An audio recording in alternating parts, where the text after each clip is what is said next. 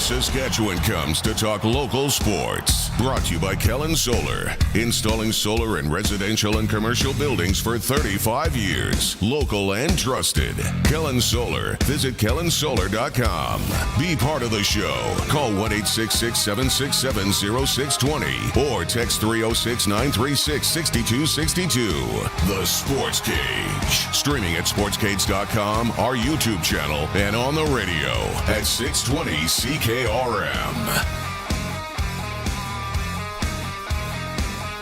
Welcome to the Sports Cage on this Monday. Hope your weekend was fantastic. Thanks for riding along here, whether you're listening on the radio, 620 CKRM, through the apps, or YouTube through sportscage.com. Got a full show for you today. All of our callers and guests are going to participate on the Western Pizza guest hotline. Perfect pizza, generous amount of toppings, and all that Greek favorites, all the Greek favorites that you love. Souvlaki, salad, ribs, the whole 9 yards. Play along with the Prairie Land Rentals text line, 936-6262. Thanks to Prairie Land Rentals, 600 Albert Street. And, of course, our sports tickers are for Reliance Heath Water Heater Rentals, Extreme Hockey and Sport, and Steelcraft Doors Regina. Nice weekend. We've got a Rider win out of the deal. Blue Jays, best team in the majors. Playoffs coming up in the Western Canadian Baseball League. Still some info there coming down. Possibly the greatest catch/interception in CFL history last night we'll talk about.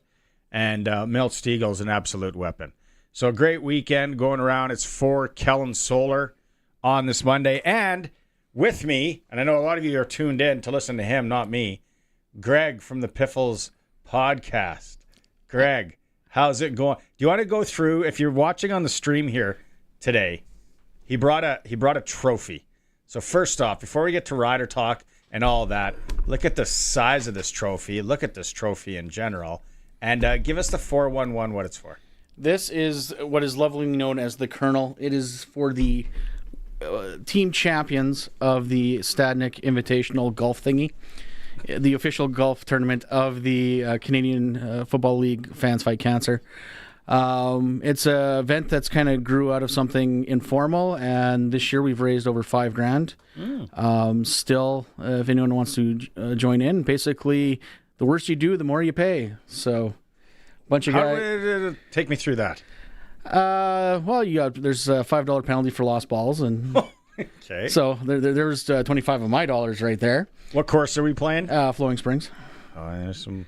Okay. Yeah, when you forget where the water is, it's quite easy to get a wet ball there. And there's some out of bounds. There's some out of bounds. Some farmers' fields. There's a few of those. Yeah. Yeah. But yeah, so me, Joel Gasson, Glenn Chernick, and Don Dutchuk won the team event. I was 5 strokes off of the for the cup that went to Pat Janix and Don Duchek. They both shared that victory. Pat Janix. Yeah. Oh, that could be a weapon swinging the club. He's quite the guy. Yeah, I'm sure he's listening too. He told me to mention it. So. And $5,000 raised? Yes. That's awesome. Yep. Did you say hi to Brian Raymond? Was he out there at Flowing Springs? I did not see him. If I did, I apologize. Well, that's great. All for a good cause. That's a trophy. Because you sent me a picture of it last night, and I was like, "Oh, it's a nice trophy." But that thing it's large. It is large. Yeah. Where'd you get that? Anyone know where you got that done, or how'd they get that done? That was actually made by the namesake Dave Stadek. Davey. Yeah, he made that. It's a KFC piggy bank that he spray painted gold on. That makes sense now. Now it's all come. So show the back of it. It's got a slot for coins to go in. Now it makes sense. Yeah. So I'm like, where the heck would you find a Colonel Sanders? And okay, it's piggy bank. There we go. Oh, that's awesome.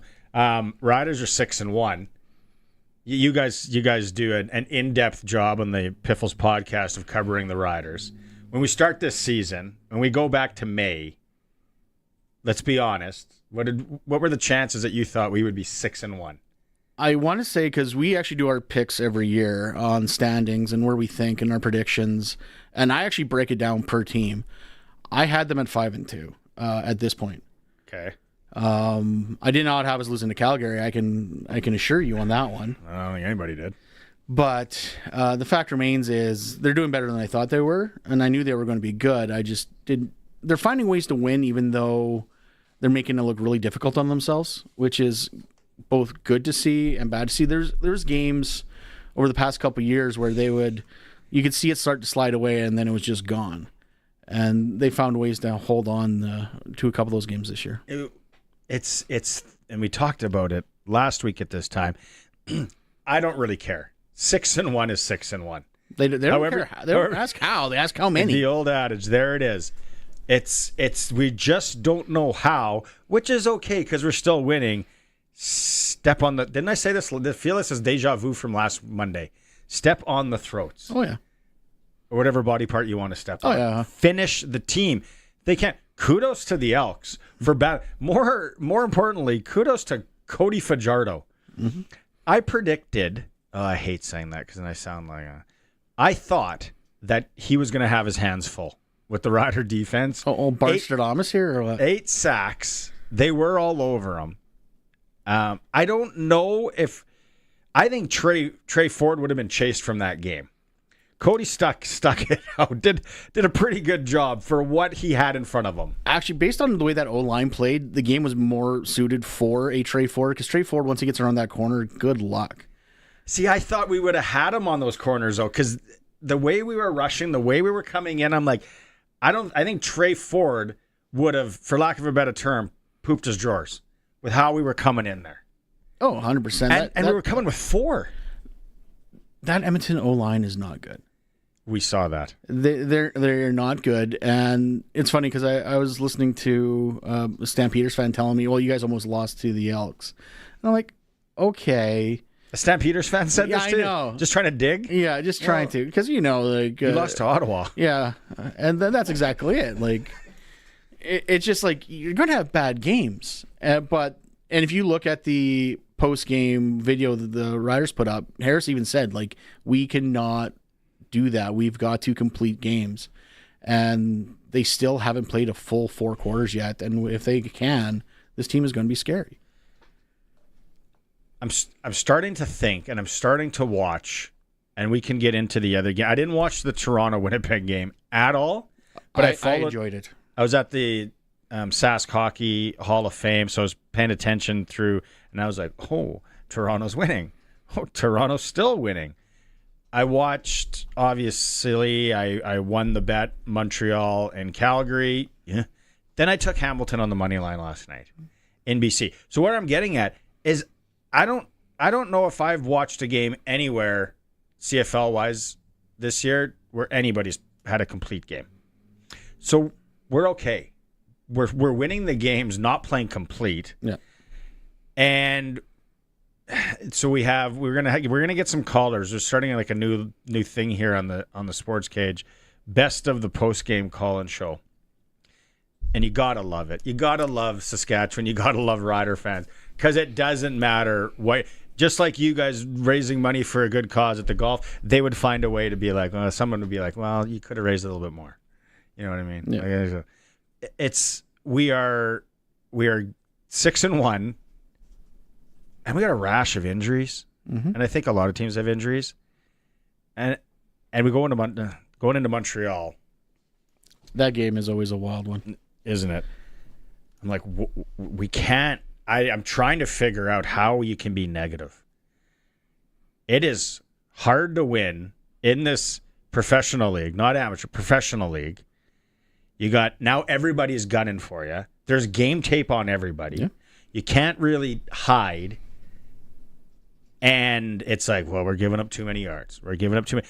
I go back and I mention this. Who's your NFL team again? Patriots. Yeah. Okay. Remember, that's right. We're Patriot guys. Remember how we just used to give up so many yards, bend, but we wouldn't break. Yeah. And when it got down to the goal line, somehow, some way, whether it was back in the day and Vrabel and Seymour or whoever was roaming around, Harrison. Yep. And then as it got later, the McCourty twin, but we just wouldn't allow that many points. Kick a field goal. I think there's something there with how the Riders are playing their defense. Now, we'd all love to see them near the top as far as giving up yards, but maybe that's the style. Maybe that's what we give. You know what I noticed in the game? And Edmonton's defense to be safe, has underachieved this year. 100%. Did Trevor Harris love the corner routes against Edmonton? Oh, yeah. And he kept seeing like the little slant pattern underneath or any kind of under pattern, and then that would just open up the corner. So you see it there. But coaching, I'd be like, pretend that's a swimming pool. Just throw it into the swimming pool because there's no one else there. Yep. And just let your guy go get it. Swimming pool. Don't try and put it on the guy. Just put it into the pool. Because the only person that can get it is someone in the stands if you overthrow it. And I was like, okay, they're picking apart that. I took, as I brag about my Hamilton and Montreal win, I took the Riders to cover the 8. That didn't happen. They outscored 14-0 in the fourth quarter, which I was surprised with. But I did take Keyshawn Johnson as an anytime touchdown. Yeah. Offset that. What do you think of Cody? Like, as I know you think Trey maybe would have been a better fit, but what did you think of? Oh, I like Cody. I think Cody did well. He got a ton of yards. He took a ton of sacks. And some of those I do think are... That was the same issue he had in Regina. He would hang on the ball a little too long. Or he would turn left directly into the oncoming sack. But Cody did well. He was almost 350, almost 340, somewhere in there. Like he had a ton of yards. And that's the problem when you play with your food. Sometimes it bites back. Like they almost came all the way back. If you missed it after the game, Coach Mace, he, for lack of a better term, says it wasn't sexy, but a win's a win. We're happy to walk away with it, man. I thought we started kind of slow, and then second half, I thought we came out with a little bit of passion, a little bit of heat. And then, finding ways to turn it into a game, man. But ultimately, when we needed to make plays, we did. Shout out to the D-line. I thought they were humming all day, man. Didn't have to send much pressure, and they were able to get that done. I don't know if you know this. What's the Rider record for sacks in a game? I don't know that. Rob Vanstone, if you're listening, please text. Because I was actually, before I got on, I was like, that's one of the prep things I wanted to grab was what is the Rider record for sacks in a game? They had 8. Mace talks about I think it might be 9. Why and how they got home so often. I think a little bit it just kind of plays into the game, if we're up a couple scores and, they got to sit back there. Usually Cody's he's pretty good in being able to get a quick release and get rid of the ball quick. But even saying so, in those situations, the guys were still able to apply pressure, which I thought was really nice. And then, ultimately in second and longer situations when they know he's got to drop back and sit back there, the boys were like piranhas tonight, man. They came away with 8, but there was, Cody got out of a couple. Excellent night. You think it's 9? I think so. Sacks. I'm trying to look it up here. Most field goal? No. Oh, here's an interesting. Most missed field goal return touchdowns career. Brandon Banks with 5. Oh, yeah. Didn't play that long. Just small little guys. Colson, have you found it? Sacks? Anything? Not yet. I noticed that the CFL's stats are kind of weird and all over the place. Yeah, good luck. Non-existent. Yeah, pretty much. Some people will say. Genius move, really. There's some that's a whole other topic on a whole other show. Mace talking, saying with the dynamite D-line they have, you can just let them be dogs and go after it. Yeah, just a little bit of a mix. When you got a D-line like that, you feel comfortable, being able to cover out, some of the zones and allowing those 4 to go get it. And then, having the rotation of guys that we have, it's a luxury. So, you sprinkle it in there, obviously, every once in a while to catch them off guard. But, ultimately, I just didn't really think it was necessary. Those guys were disruptive, and that's all we talk about is just being disruptive. They did that with just them 4. And just like that, we got the answer on the Rider record sacks in a game. Should we get people to just... I know it's not... Tomorrow's the trivia for Pump Jack's Cathedral Saloon and Steakhouse, but maybe we'll just get people 936-6262 to mention and see how quick they are. If anybody knows. Take a quick break. Trevor on the text line already got it. Trevor. He probably looked up the same site that Greg did. Yeah. I went to Vanstone's piece. I'm like, Vanstone would have mentioned it in his piece.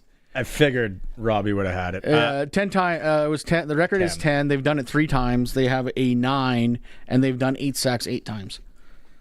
Dano and Regina saying my surprise was the lack of running game from the Elks. That's the problem, not the quarterback. And no, the name change isn't the problem either. Thank you for saying that, because if I had to get into that, we'd be here for a while. I don't know. I would be really worried if I was a diehard Elks fan. Or Edmonton football team, whatever. No, the Elks. Yeah, call them the Elks. But it's the fact remains is it's a badly constructed team. They have been for years. And they need a little bit of grace now that Herbie's in, now that they got Killam in. But the previous regime just destroyed the team, roster and in the market. We'll take a quick break here. You can keep the text coming on the Prairie Land Rentals text line 936-6262. And we come back, we're going to try and track down Luke Mullander, color voice on the Rider Broadcast Network. It is a Sportscage, streaming at sportscage.com. If you've got a Steelcraft garage door, you've got a door with parts manufactured and assembled right here in Canada. A door with better insulation and seal, plus a warranty you're probably never going to use. Combined with a LiftMaster opener, it's the right choice. And if you don't have a Steelcraft garage door, you should get one. And a LiftMaster opener. 100% made by Canadians for Canadians. Steady, tariff-free pricing and great quality, no matter what. Steelcraft door, Steelcraft door, Steelcraft door. We offer more.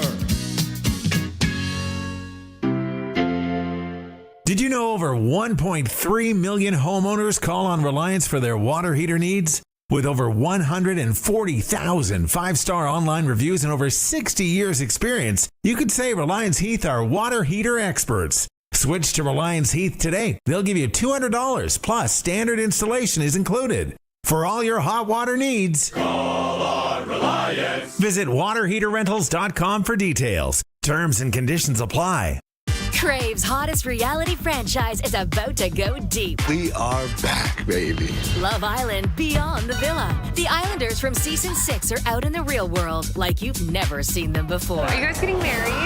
Who's still together? Who's moved on? And who's stirring up brand new trouble? I want to have a hot girl summer. Because love doesn't stop when the cameras do. Love Island Beyond the Villa. Stream now on Crave. Proudly Canadian. Subscribe at crave.ca. Do you have a safety program or OHS committee?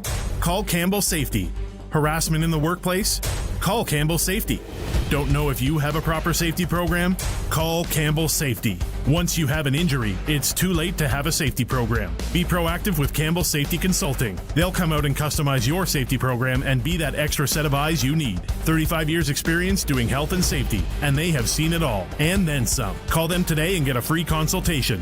Campbell Safety Consulting. Back to Sportscage. Text 306-936-6262. 620 CKRM. We're trying to call Luke Mullander. He's actually on the golf course at the Agribition Golf Tournament. Is he going to get a Colonel? He's not going to win a Colonel. We need a shelf in the back there so people can actually see that full time. Greg from Piffle's Podcast is with me. It's for Kellen Solar on Mondays. Anything you need solar, whether it's for the house, the farm, cottage, the livestock operation, the guys and girls at Kellen Solar in Lumsden can help you out. They've been in the business a long time and they're local.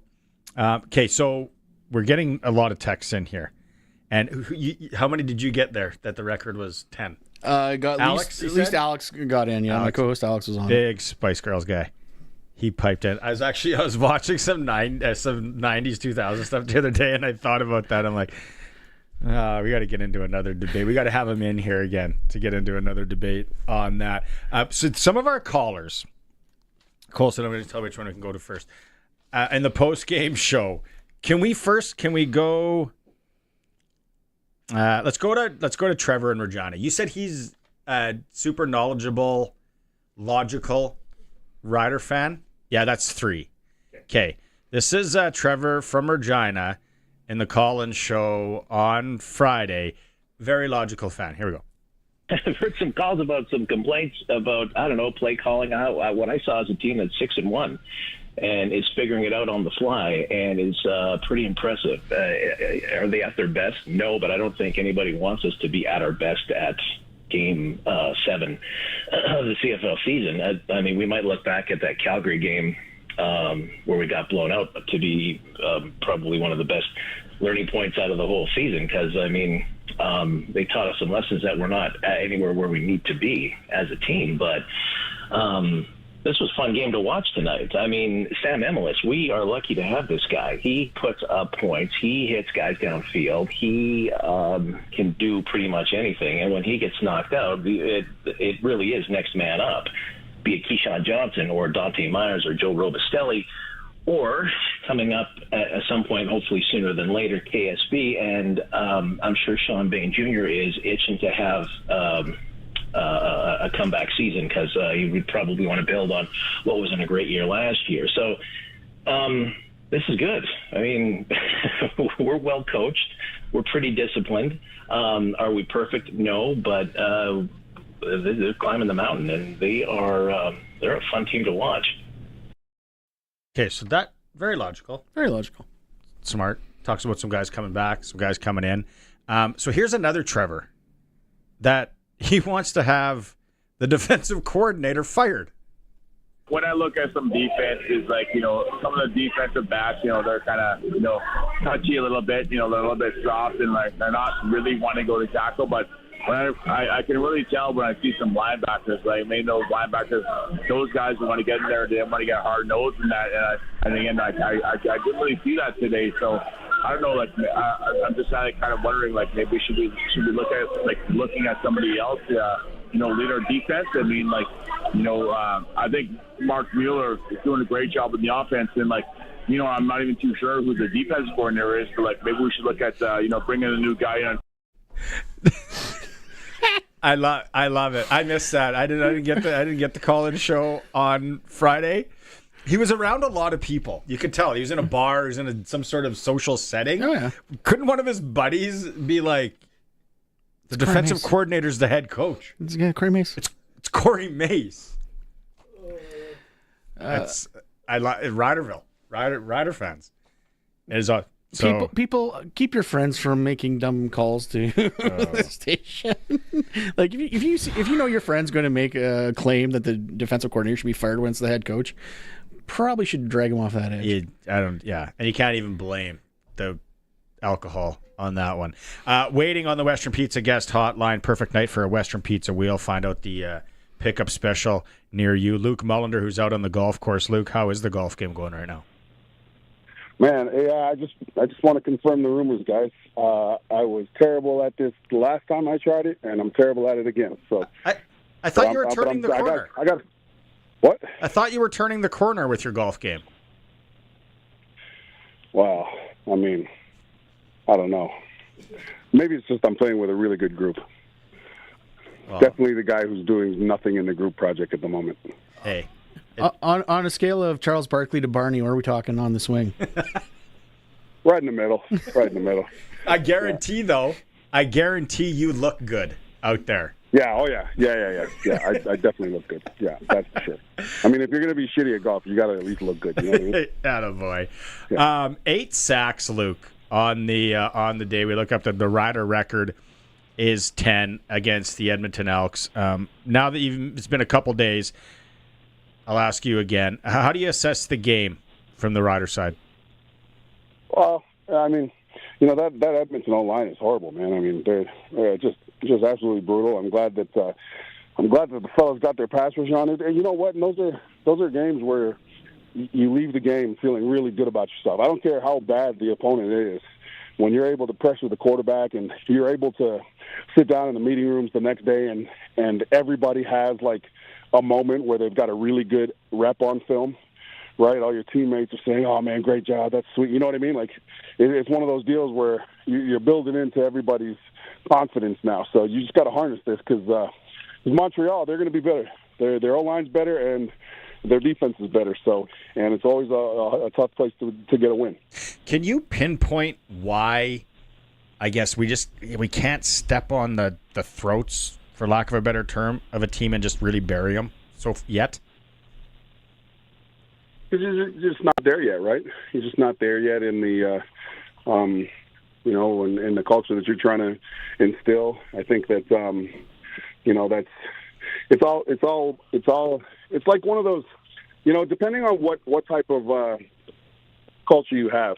Are you a team that, like Coach Mace, wants to go 1-0 every week? Or are you a team like Nick Saban or Bill Belichick that really doesn't care if you win or lose? They just want the process and everything that goes into that process done well, So I'm not saying that Coach Mace has a different approach than Coach Saban does. But, again, it's kind of, as long as you continue to learn what you're seeing on film and continue to make adjustments, you'll be all right in the end. But, right now the Riders aren't there yet. They're still doing some good things. They're still a little bit, that is probably one thing, like 2 weeks in a row now, where in BC you probably have the same message as the Edmonton game. It's, hey, we got to finish these opponents. So, again, that goes into the way you practice. It goes away into the way you watch in film, and it goes into the way you roll out your strategy against the opponent. But Montreal, man, that's going to be a tough game. Obviously, one of the big storylines coming into last week was Cody's return to Regina. Didn't go obviously the way he wanted. He was on his back a lot, like we said.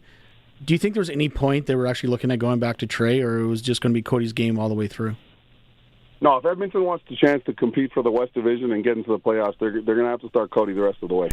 I'd rather have, if your O-line is going to be suspect and terrible, I'd rather have the guy that wants to throw the ball downfield. And I think that, you got to look at the coordinator, Jordan McSimick in Edmonton as well. He wants to throw the football, right? McSimick has had success as an offensive coordinator when his quarterback throws the football. So if all of it's the same, if the D-line's terrible, if the offensive line's terrible, then I want the quarterback there that when he has to run, he's going to want to throw it and not run it. Because running it from a quarterback position, it's great. It creates some great highlights. But at the end of the day, man, Cody gives that team a chance to win more than Trey Ford does. I think that it's the media and the CFL has really not done Trey Ford a favor. We created an expectation that's far too high for a guy like him. If he had a little bit, if he had more of a chance. It's his fourth year, guys, right? And we had this ceiling for Trey Ford for some reason, just because he was Canadian. Even when Edmonton was losing, we put on a highlight of him making a 20-yard line when you're down by like 10. Like, nobody cares, you know what I mean? But at the end of the day, you put that out there. It creates a false sense of hope, really, for a guy like Trey Ford. So I feel bad for him, man. I think that, he's now a quarterback that is on the downside of his career, and still, it's only 4 years in, But, again, it is what it is. This is a production-based business, and I think Cody gives the Elks the best chance to win. I don't know when exactly we're expecting Mary Alford back, but Dre McCray, love him. He was really good in camp and preseason. Talk about an adventure every time the ball's kicked to him, Luke. Like, he's that buddy you go to the bar with. You don't know what you're going to get.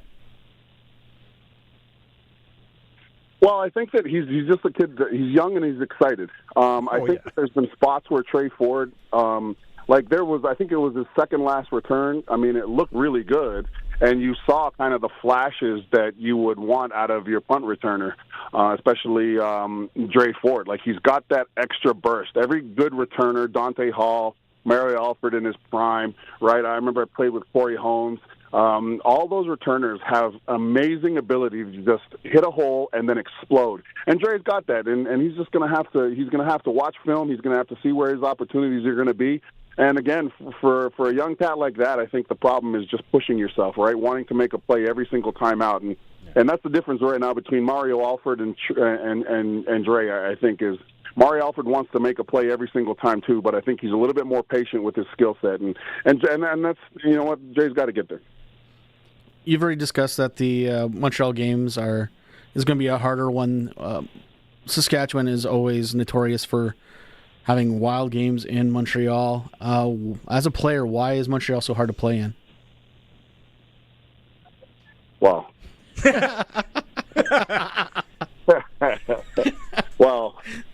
depends which version of the Sportscage you want here. So it's obviously a long way to travel, guys.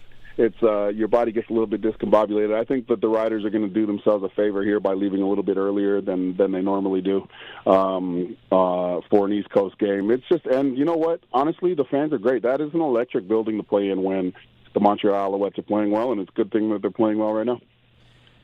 Wow, that was an awesome answer. Skirted that. Okay, we'll let you. We'll let you get back to your golf game, Kay. Just everybody knows me. No, you're all good. You're all like, good. Wow, Luke just did a really good job of being political right You're all good. If it wasn't August long weekend, actually, I was going to come to that game. And then, listen, boys, you just don't want to lose to St. Catherine Street, right? The Montreal Alouettes are hard enough. You just don't want to lose to St. Catherine Street. Yeah, I was going to say the Rue St. Catherine flu, is it not? Or Crescent Street. Either street can be hard on a guy. But, Luke, get back to that golf game. Just stay down on it and swing easy, right? Just stay down. I got you, Shank. Swing All easy. All right, buddy. Talk to you later. All right. There's our color commentator on our Rider Broadcast Network, Luke Mullander. He's swinging the ranges out at the Agribition Tournament at the Royal Regina right now. I was gonna get to this with Luke, but what time? What are we at here for time? We can have time. I'm sitting with some clients. We're talking about the game, talking about everything. Then the next day, golfing, talking to some people. If it was October, late October right now, and we had a 42-yard field goal to move on or to, get into the whatever, we're going to get into the playoffs now. I am not. How confident would you be with Brett Lawther? I'm white knuckling through this. Like a few weeks ago, I was. What's our gambling? What's our gambling situation? What do you give me for odds? No, a few weeks ago, I was campaigning for the former Regina Thunder kicker Eric Maximic to be signed by the Riders. What's he doing right now? Sitting at home right now. Actually, no, I shouldn't say sitting at home. He was actually at the Thunder camp last weekend helping the new kickers out. But right now, he's kind of waiting for a phone call. He's done with school. Just hanging out in Regina. Yeah, working out, getting ready. And apparently there's a few teams that told him stay ready just in case. But if I'm O'Day, I'm putting him on the practice roster. Well, I feel bad. I know Brett, good guy, all that, but I don't know if he's in his own head, which I would think, because you would think that physically everything is still there. We're at home. There was nothing. I don't know. Maybe I'm not looking at the holds close enough and all that. There's no wind. We're at home. Pretty nice night. But here's the thing, and I love Rider Nation, but the fact remains is you have everyone bending over backwards saying, "Oh, Brett will work himself through it. Brett will work himself through it." But then you got guys like Trevor, who are the same guys that are calling for Lacombo's head because he missed a pass breakup. It's weird how that works. Unbelievably tough position and profession because you're never really talked about unless you drill the big one. Yep. And then you just get crapped on when you're missing, and he is in a slump. And now we're pushing into August. Mm-hmm. I'm very curious on how this plays out. Do they bring somebody in? Because we, snap the fingers and blink. It's going to be September. And is someone coming in later? I to the point that we talked about too, it's not that easy to just say, I bring in a guy, because all the stadiums are different. The winds are so crazy. We've kind of gone through the Hamilton thing, which we figured out. Hamilton, they say, is the toughest place to kick. Yeah. Or one of, if not the toughest place to kick in the CFL. So you want somebody, they say, that is familiar with the CFL. But I'm not, I would be so, you said white knuckle, good term. Anything over 30 yards in October, November right now. Well, look at what happened in the Grey Cup here. Last time we hosted, Winnipeg lost it because Legio couldn't make his kicks. He's since turned it around. He's kicking very well for Hamilton right now. But Legio had a problem all year. They didn't fix it. They figured they could win despite him, and they end up losing the Grey Cup because of it. I do not want to be in a similar situation in Winnipeg this year. Does anyone have any ideas besides your young fellow that's supposedly sitting in his basement in Glencairn or wherever he lives? Does anyone? I'm seriously asking. I don't know. I'm not like super in tune with every single player that's out there that's possibly free agent. There's Boris Beatty's out there, I guess. There's that Campbell Fair's out there. Who's the young guy that was with Edmonton? Was it Edmonton last year? The Brit whose name's escaping me right now. But man, I don't know. There's not that many CFL experienced kickers available right now. Let's put it that way. We can continue this conversation. We got a whack a text message to get through on the Prairie Land Rentals text line here. We also got some more audio coming from Friday night. It is a Sports Cage. Greg from Piffles Podcast. I think Colson's in the pocket. We got winning to do later too, Colson. You got to remind me. We got some baseball tickets to give away. It's the Cage. We're streaming at sportscage.com. Thanks to everyone who's hit that like button at the YouTube channel. Colson appreciates that. That's his spiff for the day. It all works on likes to the YouTube channel. And as always, we're on the home of the Riders, 620 CKRM. For all your grain brokerage needs, call Johnston's Grain. They're hyper-focused on finding growers the best price in the market. Johnston's will deliver the best bids in Western Canada on special crops, milling oats, malt barley, feed grains, damaged grains, and much more. When you think about marketing, think Johnston's. Their expertise helps farmers secure the highest prices while avoiding risky buyers. They'll help you structure your contracts in a way that is good for your farm. Call 844-324-7778. The ball is snapped. He scans the field. He's going deep. What a play! Rider fans, make your own great play by going to riders5050.ca. You can now buy tickets for every Rider game, home or away. You can also sign up for the 50-50 Club and never miss a draw, including the weekly loyalty and early bird prizes. All proceeds support amateur football in Saskatchewan, equipping the heartland, and just maybe score a big win. Get your tickets today at riders5050.ca and go Riders! Riders 5050 is presented by ISC.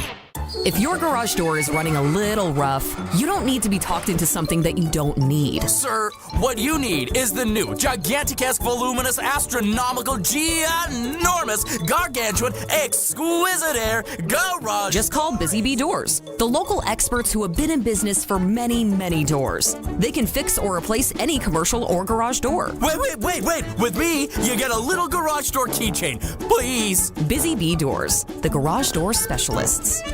Farmery Consignments in Kamsack has just lowered the prices on low-hour, late-model John Deere four-wheel drive tractors. Even more. Choose from two 2023 9R 640s, 203 hours to 296 hours, and you can now buy it for $725,000 and $729,000. Buy at below wholesale prices. All tractors carry John Deere warranty and are in new condition. See Farmery in Kamsack or call 306-542-2000. Text CKRM 306-936-6262. From skid steers to tents to power tools, anything you need to rent for that summer job is at Prairie Land Rentals. Deal with the owner, 600 Albert Street. Don't miss a minute of Sportscage. Podcasts are posted at sportscage.com. 620 CKRM. Greg's with me on this Monday for Kellen Solar. Going through the Prairie Land Rentals text line here. Prairie Land Rentals, whether you need to rent a spade or a skid steer and get it delivered, they can help you out. Deal with the owner, 600 Albert Street. Over 30 years in the business. Also, they got Husqvarna gear too. I am in the market. I broke my neighbor's chainsaw yesterday. Did I cut down trees though? Wife got home with the daughter. What? wife played it up. Like, I really butchered the tree. From the road, it looks okay. For a while there, I said to the boy, because he was helping me do it, I go, oof, Mom's not going to be happy. So then they pulled back into the driveway. Sure enough, she's like, what did you do? Butcher fest. And then I said, hey, go look at it from the road. It looks like a little Mr. Miyagi bonsai tree. I don't think it's that big of a deal. So getting your Edward Scissorhands on or what? So the boy and I made a joke that we got a company, tree pruning company, Hackenspiel is the name of it. I'm sorry. I need a chainsaw. That's how I got going on this Prairieland Rentals. Marlene and husband Andrew, they watch us, Colson, from Ontario. I'd like to know where in Ontario. We've had season tickets to the Riders since 1995. Wow. And really enjoy your show. That they must live close to the border, I would think, like in that, what's that, Kenora? Kenora-ish, Ontario. Thunder Bay, maybe? And then she wants to know, given that you're on the internet, any idea how many viewers actually have worldwide? Well, there's viewers, there's the YouTube people, then there's the people that just listen on the streams through the streaming apps, which would not be the video, and then the radio. Well, and then Twitter and X, too. You like 4 different ways that we attack people on this show. Thanks so much for the text, Marlene. Let us know where you are in Ontario. Season ticket holder since 1995. That's when I graduated high school. That's a few years before I was here. A few years before I graduated high school. I had highlights in my hair. Frosted tips? Yeah, exactly. Okay, then there was another good one here. Lots of people messaging in about 10 sacks is the Riders' record in a game. So we got that. The running game, talking about that. Benny from Winnipeg. I'm going to read it. It's too long. Benny, I told you got to call in. He said, the Riders should have blown the doors off Edmonton 8 sacks, beat them by 3. I love you, Barney, but take off those rose-colored glasses on the Rider team. The Elks have had a few close ones. A guy from Winnipeg whose Bombers blew it against Toronto this week? I don't think he's really a Bombers guy, though. If the Riders are so good, Elks aren't far behind them. Hilarious if they crossed over and won. Who's laughing? And then hopefully the Bombers can keep tanking so the Grey Cup tickets get a lot closer. Oh, that's what Benny from Winnipeg, thanks so much. Can't wait to have a pint with you someday. But it was Gary or somebody else mentioned that wouldn't it be funny if the Bombers go crossover to the east, then the Riders, Bombers, Grey Cup in Winnipeg. And the Bombers don't get their locker room. Yeah, that's a good point.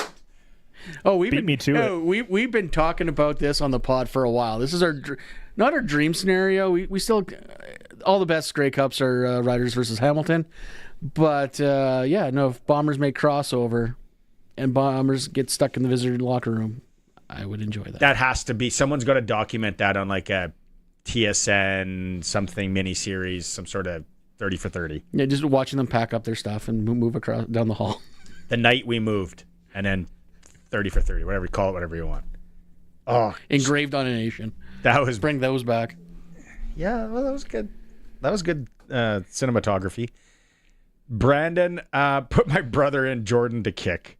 6'4", 280, and has a no quit attitude. No, just joking. I believe in Lawther. The 280, the thicker kicker. Jordan shows up, no shoulder pads, nothing.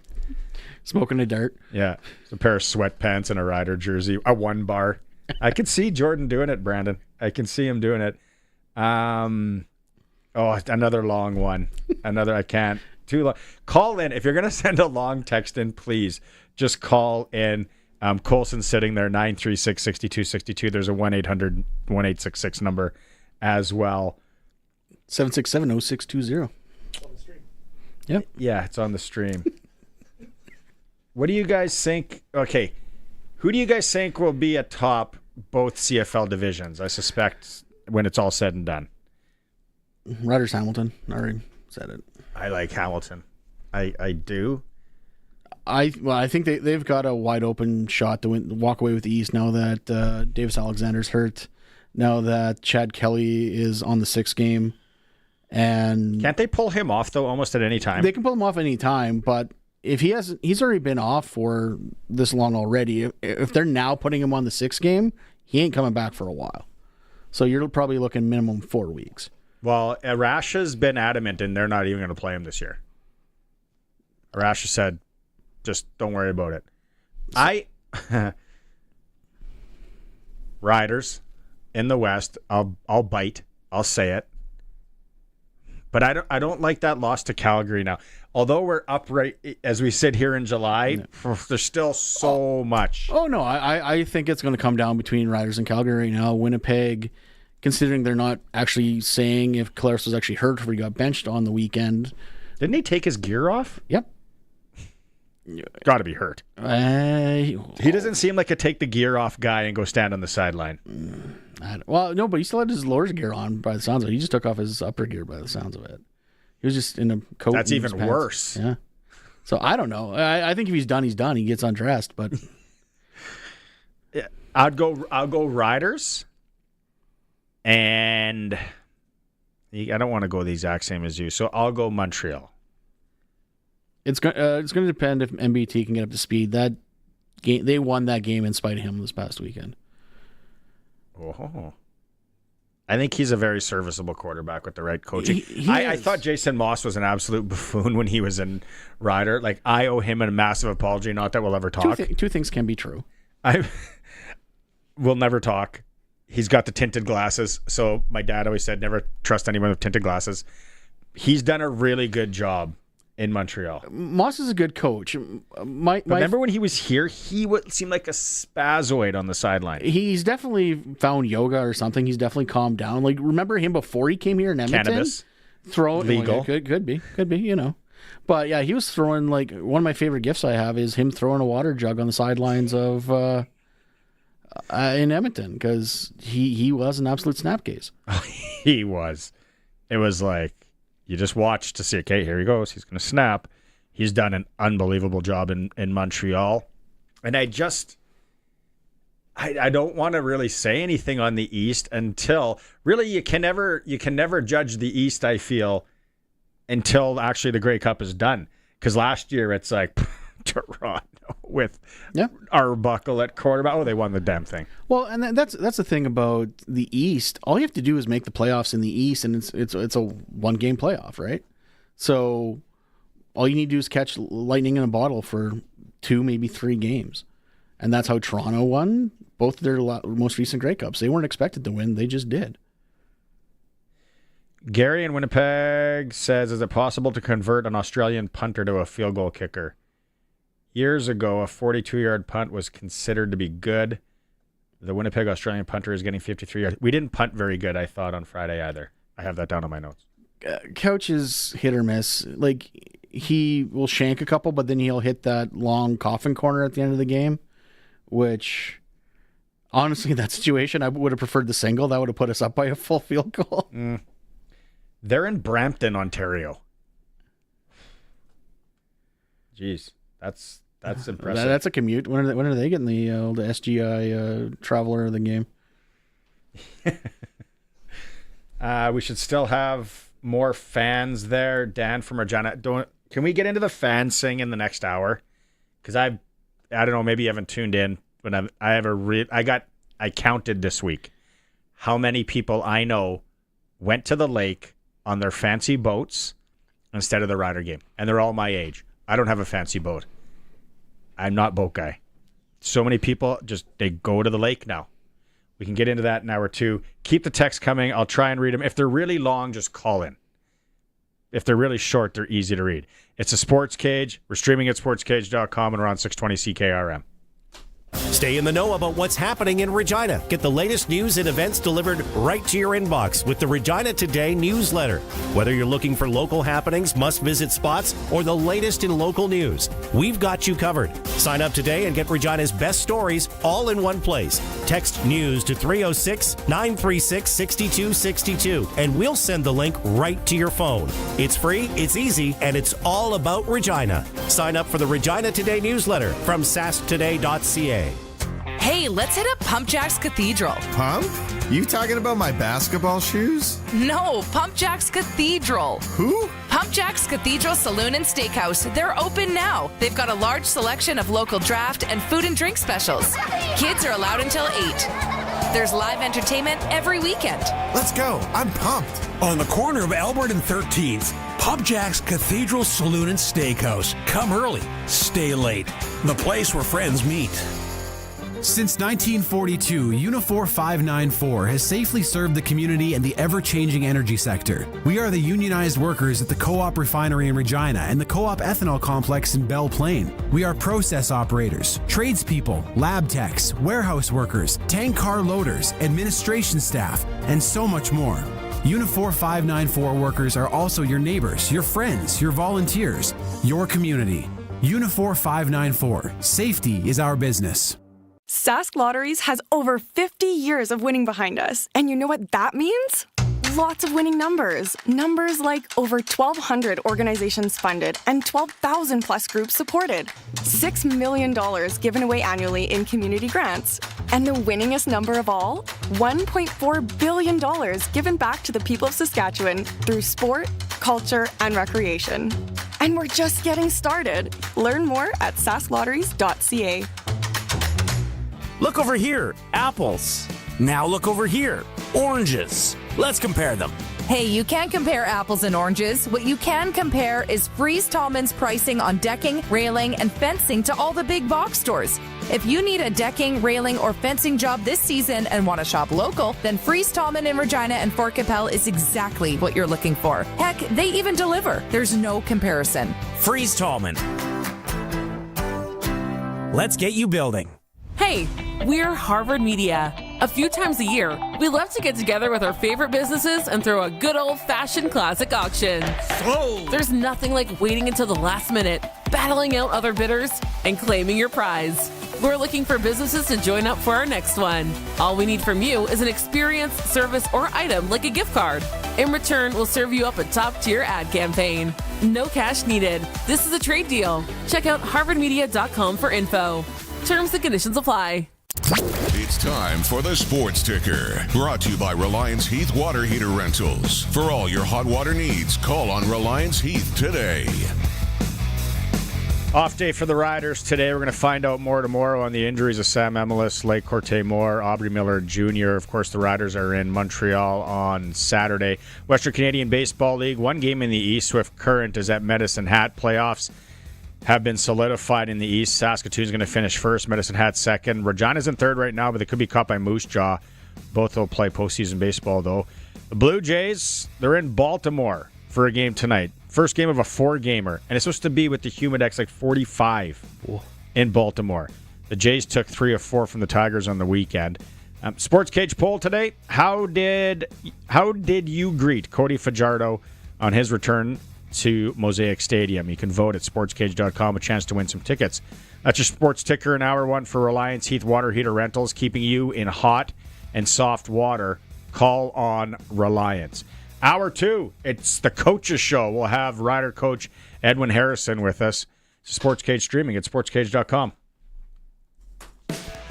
620 CKRM, a Harvard media station. Broadcasting from Regina, around the world at 620CKRM.com. It's 4 o'clock. Good afternoon. I'm Corey Atkinson from the sasktoday.ca newsroom with your 620 CKRM news. A woman's death in Regina is now being treated as a homicide. On July 25th, just before 4 p.m., police were called to a home on Cameron Street. Paramedics found 42-year-old Stephanie Cody injured. She died shortly after. The police major crimes and forensic teams took over the case. Now, 39-year-old Lyle Turcott is charged with second-degree murder. Brandy Scheil, 39, is charged as an accessory. They appeared in Regina Provincial Court this morning. Former Prime Minister Stephen Harper says he's urging Ottawa to find new trading partners outside the United States. Harper spoke to Canadian and American legislators gathered for a conference in Saskatoon, where he described himself as the country's most pro-American Prime Minister in history. But he says his advice to the government was the opposite of what it would have been just a year ago. My advice was, yes, on the economy, we've got to kind of get something short-term worked out with the Trump administration, but this really is a wake-up call for this country to truly diversify its trade export markets. Harper also told the annual Midwestern Legislative Conference meeting that Canada should no longer rely on Washington for its security. The Saskatchewan RCMP's call centre is seeing more emergency calls each year. In 2024, they answered almost 367,000 calls, 4% more than in 2023. That includes over 4,400 Priority 1 emergencies. In the first 5 months of 2025, they've already handled nearly 170,000 calls. Jocelyn James, who manages the centre, says call takers never know what's coming, but work hard to help. Some days are intense, like during the James Smith Cree Nation tragedy, but even small calls, like helping a scared senior, leave a lasting impact. Ontario Premier Doug Ford says he doesn't believe anything U.S. President Donald Trump says when it comes to trade. Ford says Canada is one of the best customers the U.S. has, so America should ensure the new trade deal reflects that. When asked by reporters, Ford says he hopes the new deal won't include any tariffs. Japan, as an example, they buy $79 billion of products. We buy $359 billion of products. You can't treat your number one customer the same as your whatever fifth largest customer, for example. So we're different, we're unique, and we're so intertied, our economy. Ford's comments follow an update from Prime Minister Mark Carney, who says Canada's trade negotiations with the United States are in an intense phase following the announcement of a U.S. trade agreement with the European Union. And Ituna is being recognized as the most active community in Saskatchewan after winning the Participation Community Challenge. Organized by recreation practitioner Rachel Bashinsky, the town's effort included over 60 events and drew more than 5,200 participants, far exceeding its population of under 700.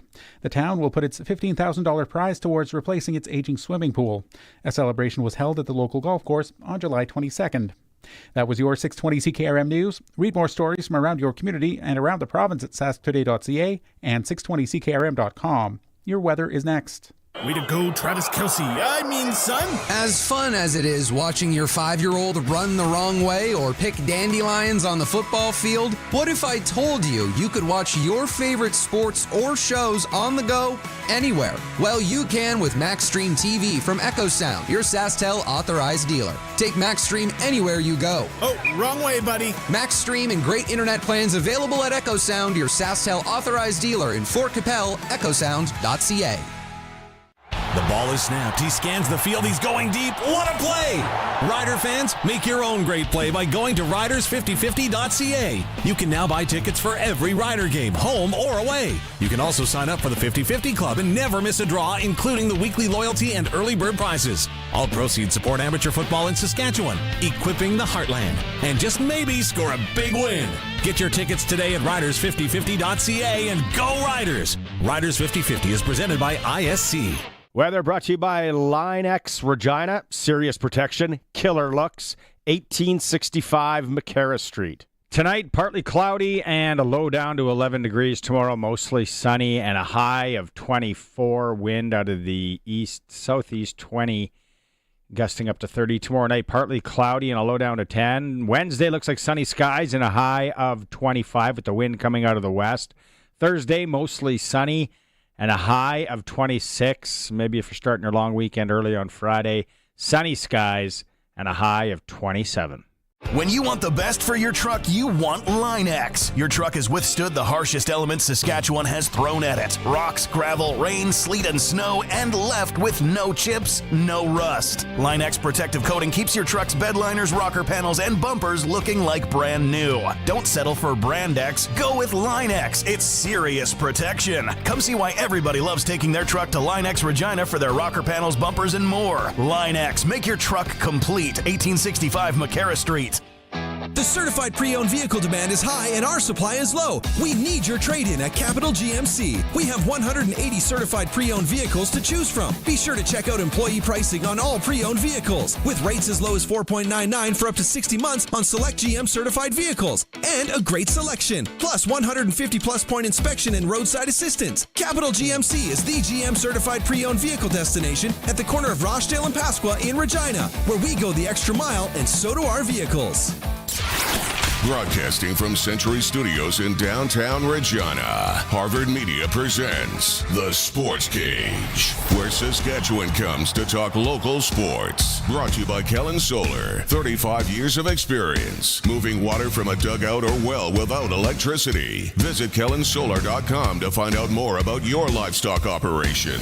Be part of the show. Call 1-866-767-0620 or text 306-936-6262. The Sports Cage. Streaming at sportscage.com, our YouTube channel, and on the radio at 620 CKRM. Thanks for making time on Monday. Maybe it's a long weekend for you as well, and you're listening at the lake like some of these people are texting in with some questions that I can't read on the air. We'll leave it at that. Greg from the Piffles Podcast is with me today. It's for Kellen Solar, our solar friends out in Lumsden, Saskatchewan. Whether it's for the livestock operation, home, farm, whatever you need, Kellen Solar can hook you up. Prairieland Rentals text line is buzzing. There's so many I can't even get to. What was the one we were talking about before we went to break? Oh, the who's going to finish. Yeah. Where do we think teams are going to finish? Okay, where do we go here? Colson, have you read a lot of these? Riders, DBs giving up too much acreage every game. Very probably concerning is what we want. Yeah, we said that. They're giving up a lot of yards. Well, and that's that bend, don't break defense. Unfortunately, it's going to be like that until it breaks. There's also Steven DeJong in Regina. As much as he likes AJ the Hammer, losing Kadeem as our backup was devastating. I'm not convinced AJ will last. I hope we'll be talking to a veteran like Walter Fletcher. That is concerning every time he runs violently and hops over, and it's football. It's contact sport. I get it, but that said, he looks like he's the healthiest he's been in a long time. And let's not forget, Kadeem Carey wasn't exactly. Kadeem Carey was not on our roster at the beginning of the season, so they like Mario and they liked him at the beginning of the year, and then Kadeem became available, so they moved on. And don't forget, TBH is coming back as well. Yeah, what's the injury there again? Groin, I think. Yeah, I was gonna say hip or groin. Yeah, then you got to let that rest for a while. And then Kean Schaefer-Baker, that one sounds like that's not going to be quick. The good news is he's off his little scooter thing. He was walking around the game last week without it. Yeah. But he had a cane, so he was doing his best Brian Pillman impression. Randy in North Alabama, don't feel bad about your sawing expertise.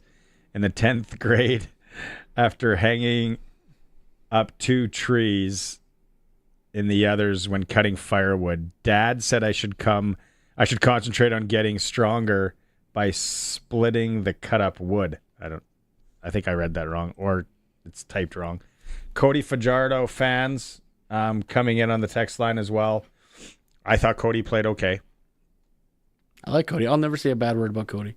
Do you know him personally? We did the Jesus Sprinkle shirts with him.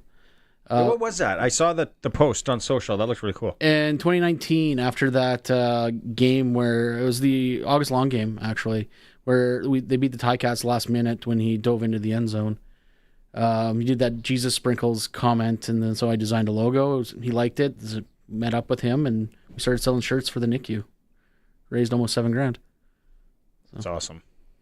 I think Randy's comment was saying that after he cut 2 trees down and they ended up hung up in other trees, instead of like coming all the way down, his dad put him on chopping duty instead of letting him cut the trees down. Gary in Winnipeg's, I'm hoping the Elks tank by September. Perhaps the Elks will trade Cody to Winnipeg. At some point, Winnipeg needs to move on from Zach Collaros, because I don't think Strevler is the future of that franchise. No, he's not. I'm still baffled that he spent the time he did in the NFL. Because they thought he was going to be the gadget play guy that they could roll out to tight end every once in a while, and he just wasn't that guy. Trevor, I was thinking about this on the weekend, not today. Another Trevor in Regina. We're not sure which one this is. This is the one who was talking about a win's a win. This is all awesome. They're all good guys.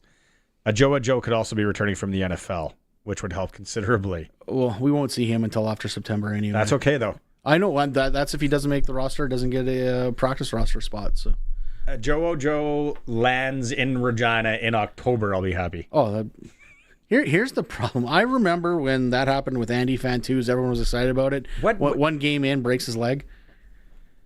When did he come back that one year? What month was it? Was it September? It was September. Late? Yeah, it was late September. It was after the Banjo Bowl. I forgot about the broken leg thing. Where's the old FSU kicker who set NCAA records and wound up a bust in the NFL? Roberto Aggio? He's only 31, still younger for a kicker. Revive his career. There's probably a lot. There's a ton of thousands of guys out there that can kick. And they might happen. We might see it. We talked about it in hour one. If you're just tuning in and you didn't join it, how confident are you if it was late October, early November right now, and we got a 35-plus yard field goal? I don't know. Is Brett going to turn it around? We're waiting for the turnaround. There was nothing wrong with the conditions on Friday. Again, I didn't see the hold super closely. It's worrisome. If they keep on saying, because everyone keeps on asking if it's the holds, and they keep on saying, no, it's not the hold. It's not the hold. Coach is doing a good job on the hold. Yeah. It's not him. It's not him. It's not him. If it's not him, then what? Then it comes down to Brett. And if that's a problem, they got to figure it out.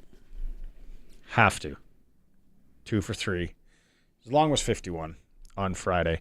We'll get to more of the text line comments in a bit. Let's go right into the coaches show.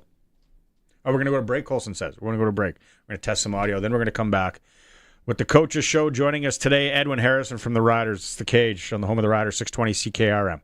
620 CKRM is your home to country's greatest hits and the 90s at 9. One full hour featuring the biggest hits of the 90s. Garth, Reba, Alan, Shania, George, and so much more. No cassette tape or CDs required, and 90s mullets are optional.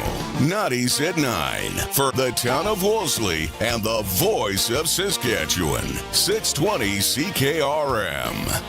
The Gleaner S9 Series combines are designed for farmers in the business of farming. A harvest is successful when a crop is harvested as quickly and efficiently as possible and produces a clean grain sample with little loss. The Gleaner combine offers levels of harvesting performance and efficiency other combines are unable to achieve. Simply put, Gleaner combines save more and cost less. See the Gleaner S9 at Nick's Service in Emerald Park or go to nickservice.com. The Gleaner S9, built with the farmer in mind. This is Brian Gawley at Smart Investing Solutions. Successful farmers and business owners, I have 2 quick questions for you. First, how are you going to get your corporate retained earnings and profits out of your operating company to fund your retirement? Secondly, how are you going to do that without paying too much income tax? If you don't know the answer to either question, call me, Brian Gawley at Smart Investing Solutions, 546-2533, or go to smartinvestingsolutions.ca. This is where we play. This is where we live. Extreme Hockey and Sport is where we shop when we need the gear for our game in our town. Hockey is in our blood as much as the prairies themselves. Extreme Hockey and Sport understands this. That's why they provide the Saskatchewan Stars of tomorrow only the best. Every level, any budget, expert fit. They're your local sit and fit hockey shop. Extreme Hockey and Sport, 1425 McIntyre Street, Regina's hockey shop. This summer, if you're thinking of a new building, think Olympic Buildings. They're engineered from top to bottom to be better than the rest. Strength, solid design, and impressive good looks are all standard on an Olympic farm building. Visit olympic-buildings.ca. It's time for the Sportscage Riders Coaches Show for the Saskatchewan Roughrider Foundation. Get your 50-50 tickets now for all Rider home and away games. Riders5050.ca and Steelcraft Doors Regina, made in Western Canada for Western Canadians. It's time for the Coaches Show. Joining us from his office, the Saskatchewan Roughrider, 40-year-old from Houston, Texas. There he is. You see him hard at work, typing away. Coach Edwin Harrison. How's it going? How's it going today? Hey, we're smiling. We're 6-1, right? Yeah. Y'all actually, the crazy thing is I really am. Listen, 6-1, but we have a tremendous challenge in front of us with the Montreal Alouettes. And I can't say, I don't know what more to say about them. They are extremely well coached. They are big. They're physical.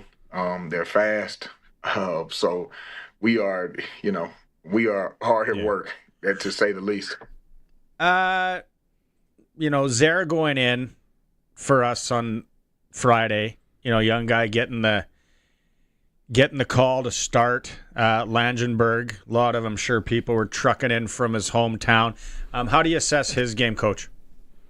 You know what? I think Noel did a lot of good things in the game for us. Noel has been in the system now for 2 years. He's been in that line room.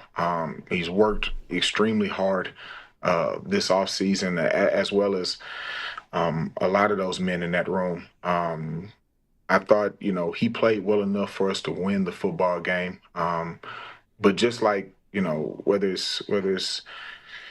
it's Noah Zerr, whether it's Jamarcus Hardrick, all those guys have a lot of things that they need to improve on if we want to do and go the places that we say and where we want to go. So just a positive stepping stone, though, in the right direction. On the Zach Fry piece, getting a call or text, whatever it was, that one of your players had been in a car accident, that's got to be emotional.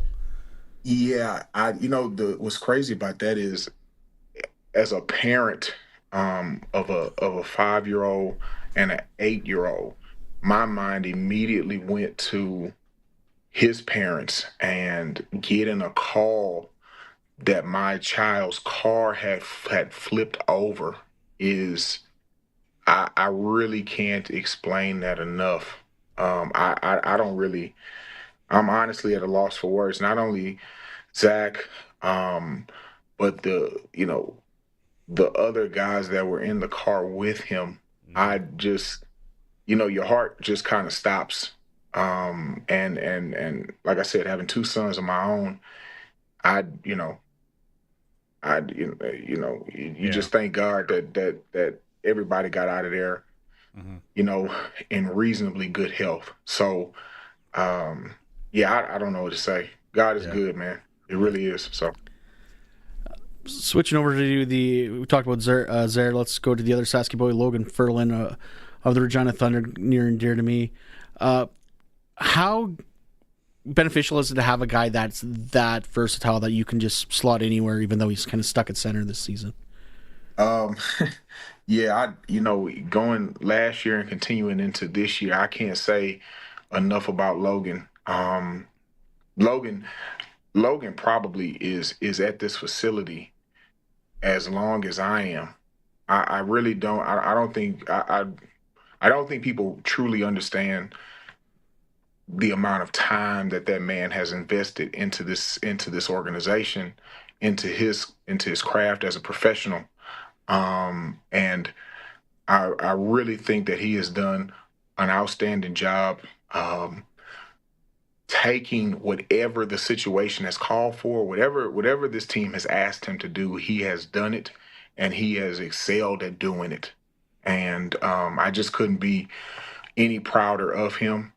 The funny thing is that, what was it, two home games ago, I was fortunate enough to meet his mother and his aunt at the Rider store.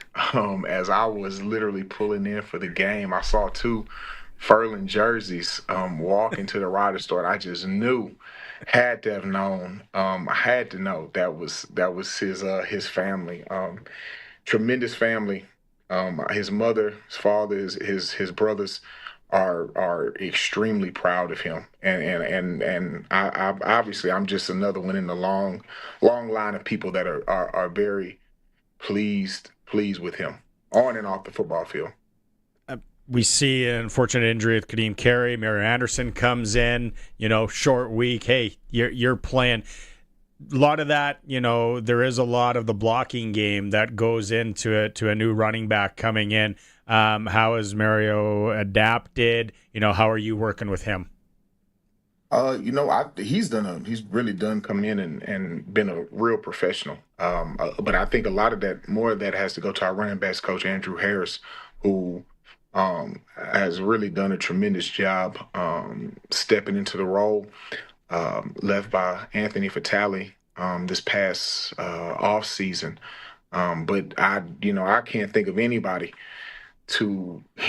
better to coach you than, I might have a biased opinion, but probably arguably one of the, greatest running backs in this league. Canadian or American. I think he is, having been able to coach him in Toronto, there ain't nobody better in that room. Nobody. Do you think he could have played a couple plays if you guys would have really needed him? Man, you know what? There is nothing Andrew Harris can't do. Let me just say that. I've seen far too much him coming back from a torn pec in Toronto and helping us win a Grey Cup back in 22. He and AJ, it's crazy for them both to be back in that room together. There's nothing Andrew Harris can't do. Yeah. Looking ahead to Montreal this week, Yuri said they're a well-coached team with Noel Thorpe, obviously. What about the possibility of Sean Lemon coming back for some short packages, some small things? What do you expect them to do? What wrinkles do you think that's going to bring? Whenever Sean Lemon is on the football field, you need to be constantly aware and alert of where he is. Sean Lemon is a good friend of mine. As soon as the commissioner lifted up his suspension, I immediately sent him one of the emoji gift pictures talking about Lemonator. He back, and I couldn't be thrilled for him. He's a good man, and we all everybody at some point or another, unless you are Jesus Christ himself, has all made mistakes, and I couldn't be happier for him that he's back in the league. I'm thrilled to see him. Like I said, he's a good man. He's a good friend of mine. So I'm excited. I really am, just to see him back out there. Montreal, there's always, and I know they said they got rid of the horns, but those stupid horns there's always crowd noise, which plays in for your bunch, right? We can't be jumping offside a bunch. Right, and I think the men in my room have done a really excellent job. I want to say it's about 2 or 3 weeks ago. Mark, Corey, we challenged the men, not only in that room but on this team, to be a more disciplined football team, to be a more disciplined unit, because quite frankly, in the beginning of the season, the penalties had gotten out of hand. To put it mildly. The penalties were getting ridiculous. And we constantly say in this room, and they echo it now, is that discipline truly is what wins championships. That is why Winnipeg has been and done what they've done over the last 5-6 years. That is why the time that I had in Calgary, that is why we did over those close to a decade. Discipline wins championships. There's no other way to say it. You have to be a disciplined football team. Also, staying healthy helps you win championships, but not for you for some reason. You keep on being able to find guys and roll guys through. I think we set a record last year for many alignment. How do you keep on getting these guys ready for game day? I would love to take credit for that, but those men have worked tremendously hard. I said even, before camp started, they had their own offensive line mini camp, I guess you would call it, or OTAs, or O-line school that they did. They came up probably a week and a half to 2 weeks before training camp had even started, and got together doing on-field work, getting in the classroom, watching film. So those men are committed to doing whatever it takes, and I mean whatever it takes to win. So, you need to take some credit for that. Oh yeah. Like I thought you should be up for Coach of the Year in the province for whatever for what you did last year. I know you want to, and the guys do a lot of work, but what you did last year was amazing, Coach, and you're doing a heck of a job again this year. I appreciate it. That means a lot. When we took this job, when Corey called me, the great thing I love about this place is that expectations couldn't be any higher. Yeah. And I remember Kirby Smart said this about 2 years ago when he was speaking at the SEC Media Day. He said that pressure is a privilege. Yeah. It is a privilege. It really is. It is a privilege for people to have high expectations of you and the work that you produce. Yeah. It was a time, and I've been some places where didn't nobody expect nothing out of us. And it is a blessing to be a place where people expect everything.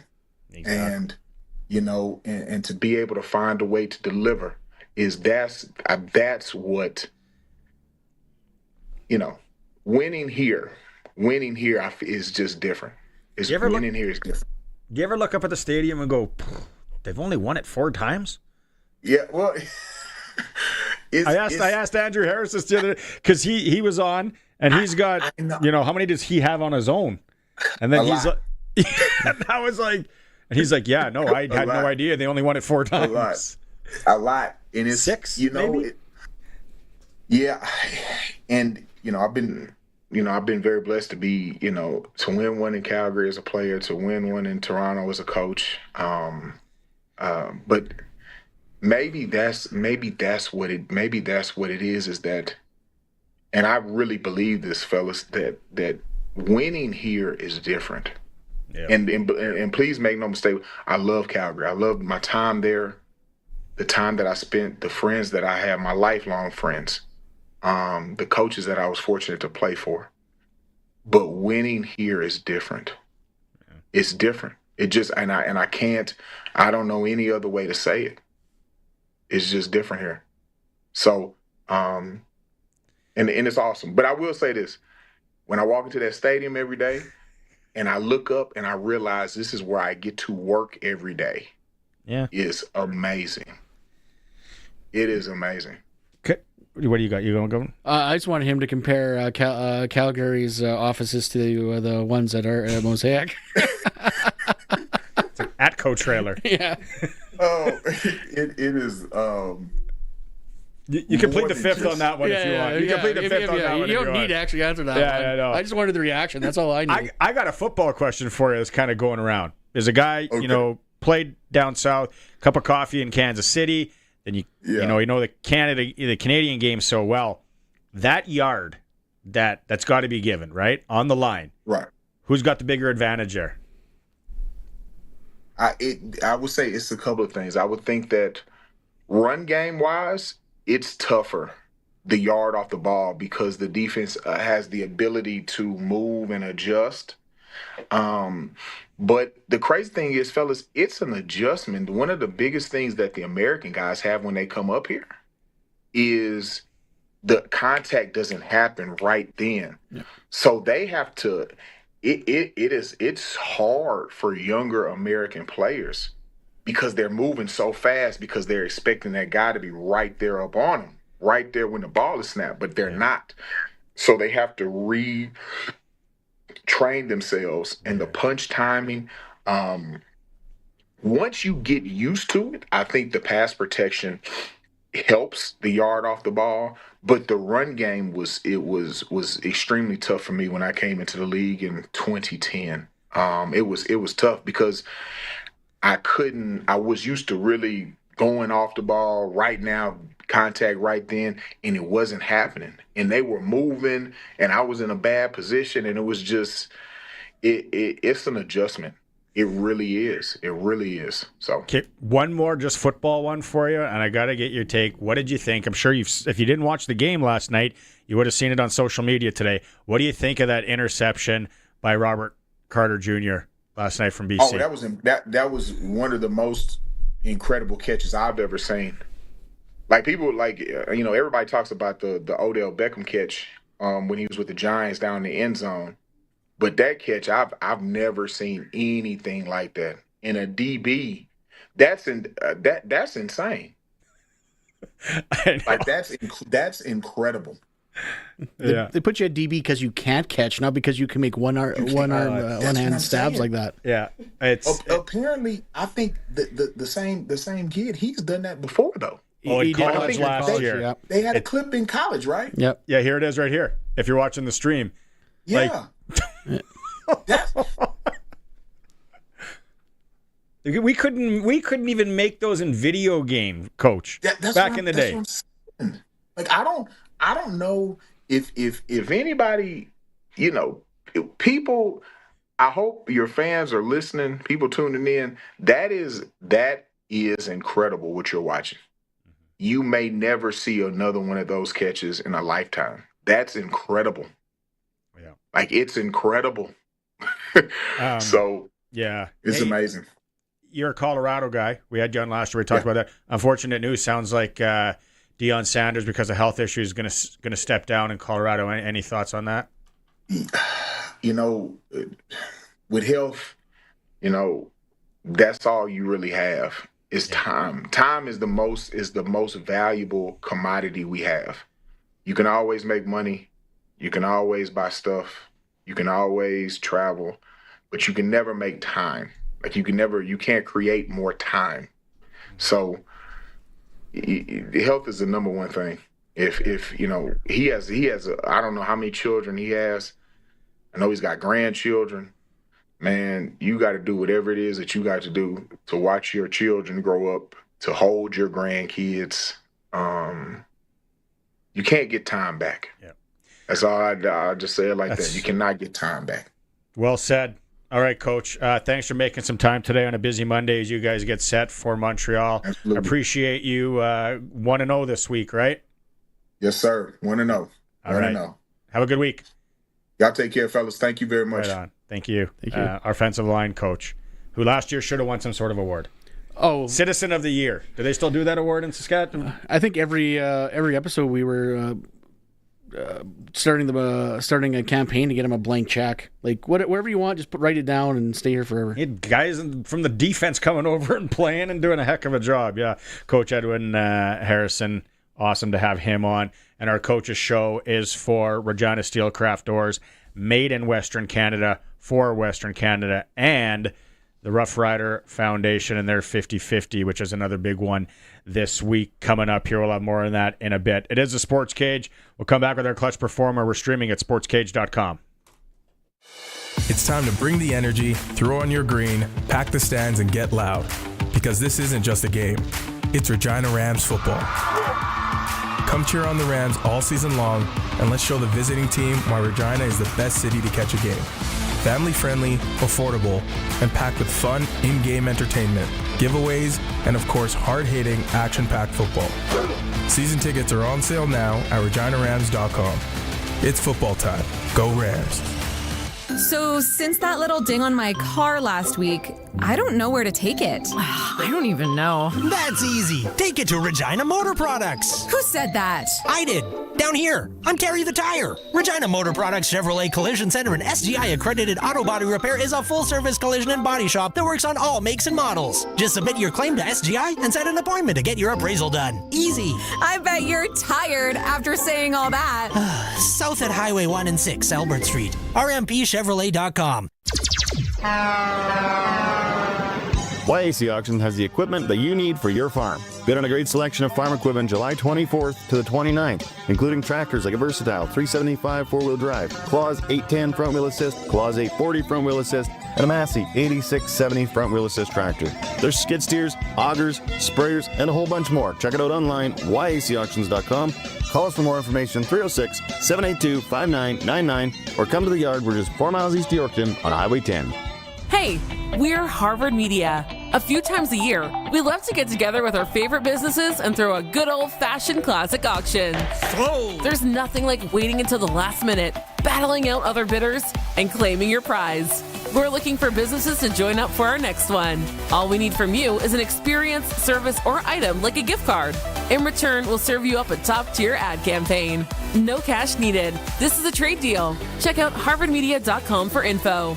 Terms and conditions apply. Get it hot and get it fast. Western Pizza. There's nothing to make or eat at home for supper tonight, and I'm starving. What's in the fridge? That old casserole from last month? Mac and cheese? No, I had that for breakfast. What about the pantry? That canned fish stuff? Ugh, this is no way to live. Wait, I'll order Western Pizza. That is a way to live. Western Pizza. Big on toppings, big on taste. Dine in or takeout. Order today. And get it hot and get it fast. Western Pizza. The Sportscage Clutch Performer for Nick's Service in Emerald Park. Your local Massey Ferguson Challenger, Rogator, Gleaner, and Fendt dealer. Call 781-1077. Why don't we start with you and people that are watching the stream that maybe are just tuning in? Bring that trophy over. Greg won a trophy. More importantly, you raised money for a damn good cause. Go through that again. The CFL fans cancer. We do it every year. It's a bunch of CFL fans. It was organically run. The money goes to whoever's hosting the Grey Cup that year. When we hosted it, we had 25 grand. I think last year they broke 100 grand. It's gone up every year. So we this past week played some golf, raised 5 grand at this tournament, and there's more money coming in all over the country from CFL fans everywhere for a charity in Winnipeg whose name escapes my mind right now. That is great. Locally, I want to give a huge Clutch Performer shout out to everybody involved volunteer-wise with the Regina Red Sox. Mm-hmm. They played a lot of baseball this weekend, double headers, other teams coming in. I don't know the total logistics of it all, but that would have been an undertaking. There's no doubt about it. So Regina Red Sox volunteers, everybody involved there, good job to you. Well done. I have to give a shout out here to the White Butte Broncos of the U13 AA Baseball League and the Wolf Pack from Regina. The Wolf Pack are the city champs. White Butte Broncos finished second. They're both going to provincials up in Saskatoon. Congratulations there. And Robert Carter, that would be a Clutch Performer. That interception, that was mine. Was that okay? Yeah, sorry, Colson. It's all good. When I saw it in real time, I'm like, no. Then I said to the wife, I'm like, check out this catch. And she's like, how the heck did he do that? I knew he got his hand on the ball. I didn't realize he came up with it till I didn't see the ball anywhere. And I'm like, did he catch that? And then you go to the college one. He's got like the grab and roll down pat. Yeah. Like he knows exactly what he's doing. So, and then one other one, just Clutch Performer, if you know, you know, kind of thing. Milt Stiegel. Good job today. That is Clutch Performer for Nick's Service in Emerald Park, your local Massey Ferguson Challenger, Rogator, Gleaner, and Fendt dealer. You need anything with them, you know where to go. Harvest. I heard Harvest might be starting in the southwest in the next week. I was listening to the farm show today. So if you're down in that neck of the woods, I know we got a lot of listeners down there, especially around that Shaunavon area with that reservoir. I have no idea what the name is. We never did figure it out. When Sharky's here on Thursday, he'll razz me some more. Prairie Land Rentals text line. Are there any good ones that jump out? We should be reading, Colson, that you have. Here's Kate. We got some time here. First one I was going to hit quick. Yep. Paul from the Tractor. A healthy Harris equals 6-1. He said that's the biggest thing this year between the other years. Harris has been healthy for the most part going into the season. Yeah, you are correct, Paul from the Tractor. Kevin in Foam Lake. He's always witty. What is he saying there? I'll let you read that. I got an eye issue today, so reading it, and I'm not even... It's legit. I can't see. Here's the thing that I want to talk about while Colson figures out some of these text messages. And 936-6262, please.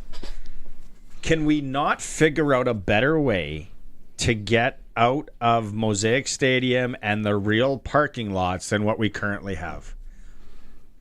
The last game I was at, I left early enough that it wasn't really a thing. Got out on Louvain Zip. Well, on Friday, there's people, come on. There's got to be a better way. What are we doing? I'm at the whatever closest to the stadium side, so I'm going down the back, where I'm parallel to the tracks. Oh, yeah. Basically, I'm riding parallel to the tracks, listening to the post-game show, having a good time. So then people are coming, and I'm letting them in. So the first row, of course I'm going to let the guy in. A white Buick Quill Plains, whatever the dealership is, sticker on that. I let him in. No wave, which isn't that just a Sasky thing? Wave, right? Or you let someone cross the street, they give you a nod. Thank you very much. Oh, yeah. It's the wave. If you're in a small town, you know the wave. Like that, just that you drive down a grid road. Even two fingers off the steering wheel. 2 fingers up. Yep. That's okay. Yep. Whatever floats your boat with that. No wave goes in. Right in front of me now. Quill Plains. White Buick. Hopefully someone's listening. I should have got the plate number. Okay. This guy, we go through 1, 2, probably 4 or 5 rows. Yep. He doesn't let anybody in. He stays tight to the bumper of the person in front. Oh, I've seen those guys. Meanwhile, every row, isn't that what it's like a zipper merge for a part? You got to let somebody in. How are they ever going to get out? We've all been that person. Well, it's funny because when you send me that text message saying like getting out of a reel is as hard as blank, I'm like teaching anyone in Saskatchewan how to zipper merge. Yeah. Because I've been in an accident because I got rear-ended because no one knows how to zipper merge. It is a difficult process here in Saskatchewan. We think we're really good at a lot of things here. Not zipper merging. And I know, like I've said on this, I don't beat down the Americans because you times us by 10. If you times us by 10, imagine how many bad drivers we'd have. We can't zipper merge. Nope. I've been to construction and it seems to flow really well down there. Mm-hmm. Here, we have problems with the zipper merge. We were the country with a show called Canada's Worst Driver. Yeah, I forgot about that. It's a good show. Brett Butt's brother was in it. And then, so then here's the other here's the unfortunate thing is the people that Real have working to do the traffic, I feel so sorry for them. They're young, for starters. I don't even know if they have been trained what to do. I don't even know if they can drive, to be honest. So you got now people basically running roughshod over them, not taking any respect to baton and vest guy, and they are just driving wherever they want. We got guys on the wrong side of the road. We got guys coming onto incoming traffic, and they can't. But really, what can they do? Yeah. We possibly need to invest in. Sorry, city police, but you guys will get paid overtime, right, for this? We need some muscle out there. And if you're whistle guy, if you can be cop, I love it. If you can be whistle guy and then wave, you know how they wave? Where was the last city I was in where they had the guy with the whistle and wave? And everything moves so slick. I don't know. We want people to go to the games. We have them there, and then you make it so difficult and close to the worst experience ever in getting out. The worst experience is still SaskTel Center in Saskatoon. Leaving an event there is the worst. It is bad. It is. Yes, it wasn't made properly there as well. Who was building stuff back? This isn't even that old. No, it's not even that old. And this was the thing when they built the stadium. They said, "Oh, we've got the access. It's perfect spot. We already know where bus routes are." But I also like to point out back then, and I might be misremembering, but I'm pretty sure a lot of games in Mosaic, especially the busy ones, the police were the ones directing traffic away from Old Taylor Field. I don't think it's some poor sucker in a vest and a light baton who was getting paid maybe $15 an hour. My son, he's done this before. Don't judge me as a parent. if no one's letting me into that lane, he'll hop out, and then he'll go slowly walk in front of their vehicle while I move up. We got it down. It's our thing, right? Father son. Some are really good at golf together. We're good at sneaking into lines. So he's like, how about I go and just ask these cars $10 a car, I can get you in line. He's trying to make money off this as we sit in traffic for an hour. Judge me if you want, as Baron, I don't care. But so here was my thing when they built that stadium. The buses, and then didn't they cut down on how many buses and where the buses drop now too? Yes, but I think that was, if I remember correctly, from complaints from the locations. Okay, yeah. Because I know for a fact the one I used to go to, Norman View Mall, yes, the grocery store complained that everyone was taking up the parking spaces right by the grocery store. I did hear that as well. Yes. Can we not find some place else in the north to pick people up? Some establishments might like that traffic, especially after the game, go in for a pint, maybe a wing. Not a bad idea. When they built the stadium, I've mentioned this before. What they should have looked at, this would have been more expense, but at this point, you're building, who cares? If they would have taken all that land out by, what's the curling rink out by the airport? Cali? Cali. Is it the Cali? It's the Cali. There's lots of room out there, in and around there. There's that dog run. That's kind of flood zone. It's a little low. You can't do that. Anywhere in there, build a massive parking lot, and then just had a tram. And it's just one line. We're not tramming people all around the city. It's just to that parking lot, and then they funnel out from there. Because you can get to the bypass, or you could make an easy way to get to the bypass, or you could go the other way. Yep. Like what we have going on, I was like, if this Quill Plains guy in front of me, I don't know if he goes to a lot of games. I hope I get to see him again. Not even a wave. And then he didn't let anybody in. That is so rude. There's got to be a better way. And we have to help Baton guy and girl. Like, they have no muscle. They're just, people don't respect it. No one respects the vest anymore. No. Well, I think even our police officers who are doing a heck of a job. Benny, I can't read that text. That's the second one today from you. Gary says, if a team scores touchdowns, you don't need a field goal kicker to win a game. I'd love to coach against you sometime, Gary. It's gonna come down. We still need more touchdowns. Regardless, we still need more touchdowns. Kevin in Regina says, Shink, on the attendance topic, I think they need to give more incentive for people to come nowadays. I love $5 beer before the game. Sometimes a little too much, but maybe bring back Whopper of a win or something to cater to everyone. Haven't had that promo since you were flipping burgers at the BK and Stew. You don't flip burgers at the BK and Stew, and you stick them in the broiler, then they come out the other side. And you are alluding to the only job I've ever got fired at. Burger King on Circle Drive in Saskatoon. I'm totally comfortable in my skin. You didn't make it their way or what? Want to hear the real story? I think the writing was on the wall. I wasn't Burger King material. There's no doubt about it. But there was a massive rush of bus. When the buses showed up, it was like, you got to start drop fries, put burgers down, blah, blah. And I was working the specialty board where all the chicken sandwiches and all that were made. And of course, it was chicken sandwich special time. So they drop this, and I'm dropping fish, and I'm dropping chicken. And we had on that board, you have your own deep fryers. Well, I didn't shake the chicken. I forgot. So there was clumps of chicken patties, and I don't know, probably 12-ish of them. So that was the straw right there. So then I got pulled into the office after that, and I handed back my nice blue slacks and my shirt and my name tag, and that was it from Burger King. Still all-time favorite burger might be the Whopper. But yeah, Kevin, I don't think even if you went to $2 beer, people in my demographic that spent lots of money on a cabin and lots of money on a boat, and then it's like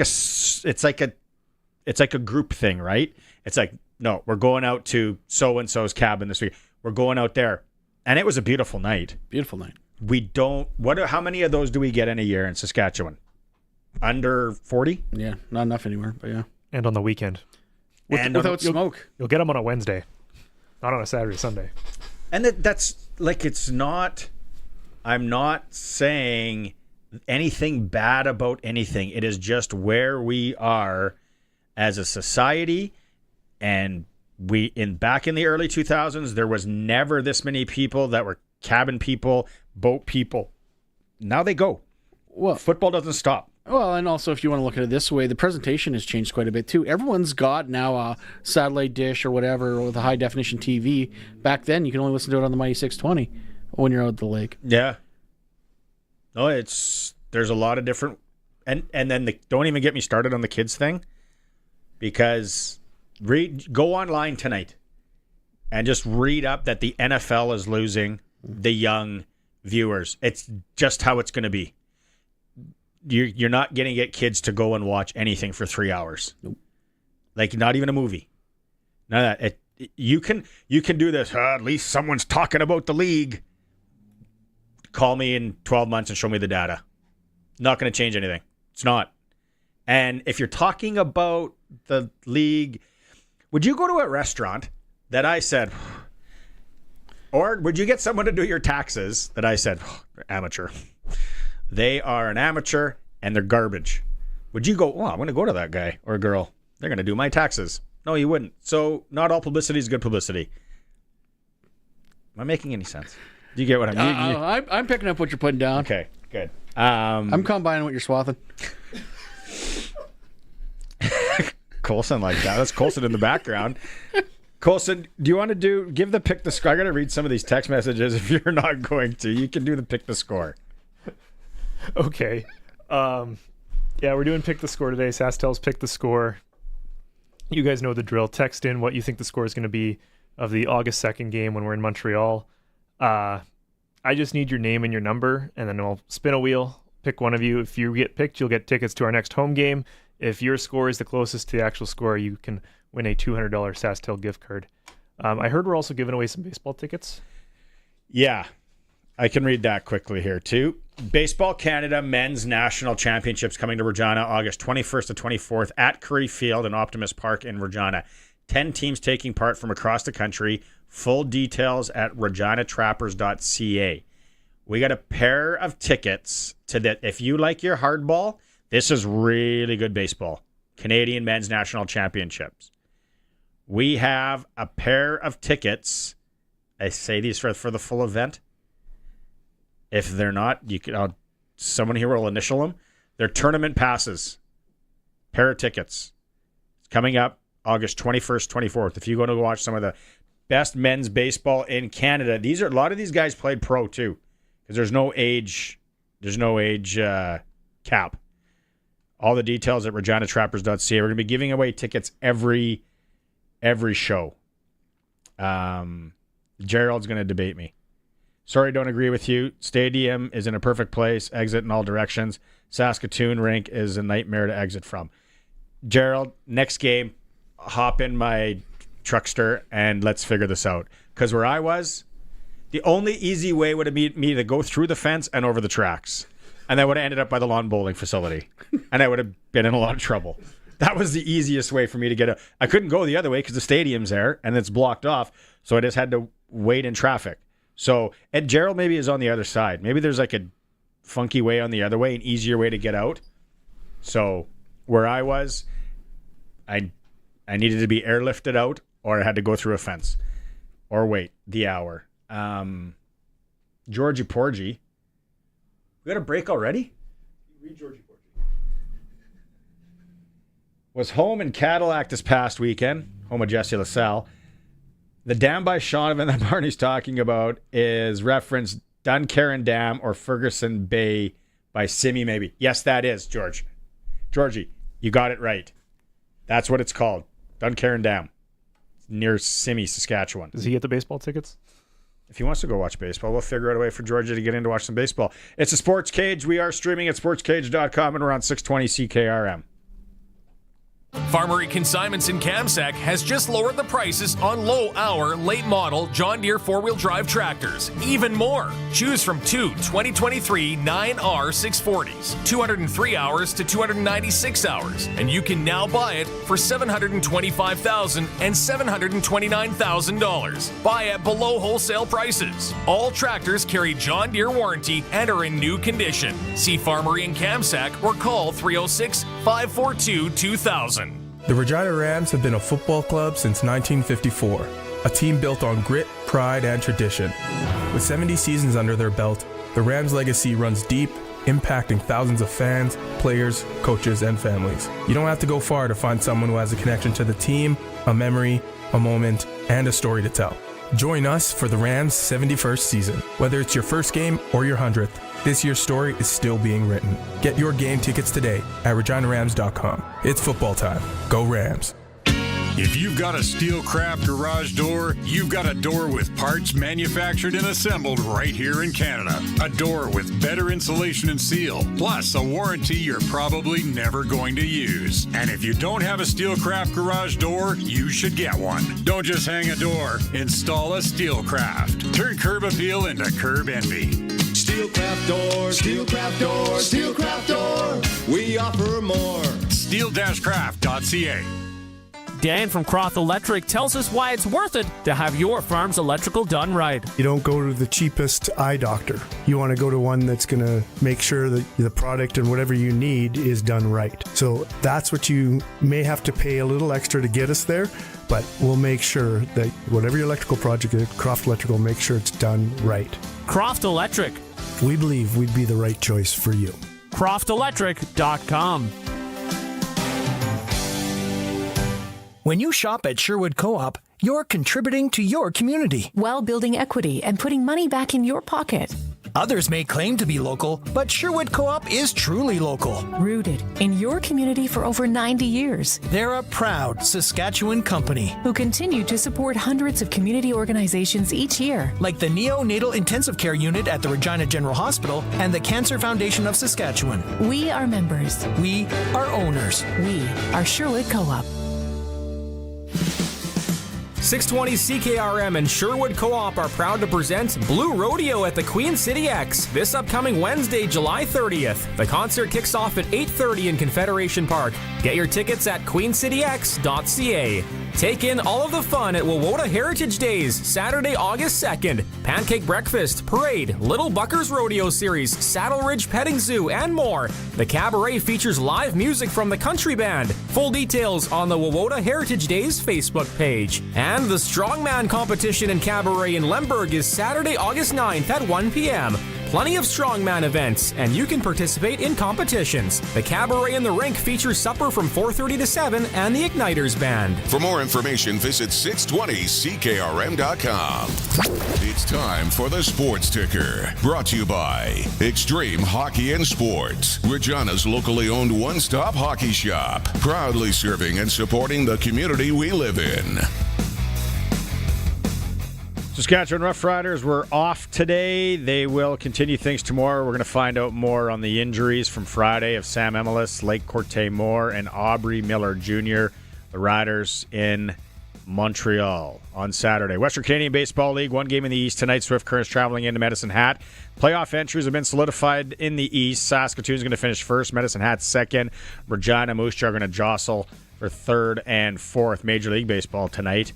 It is going to be hot in Baltimore, like 45 degrees it's going to feel like. Toronto Blue Jays are playing against Baltimore.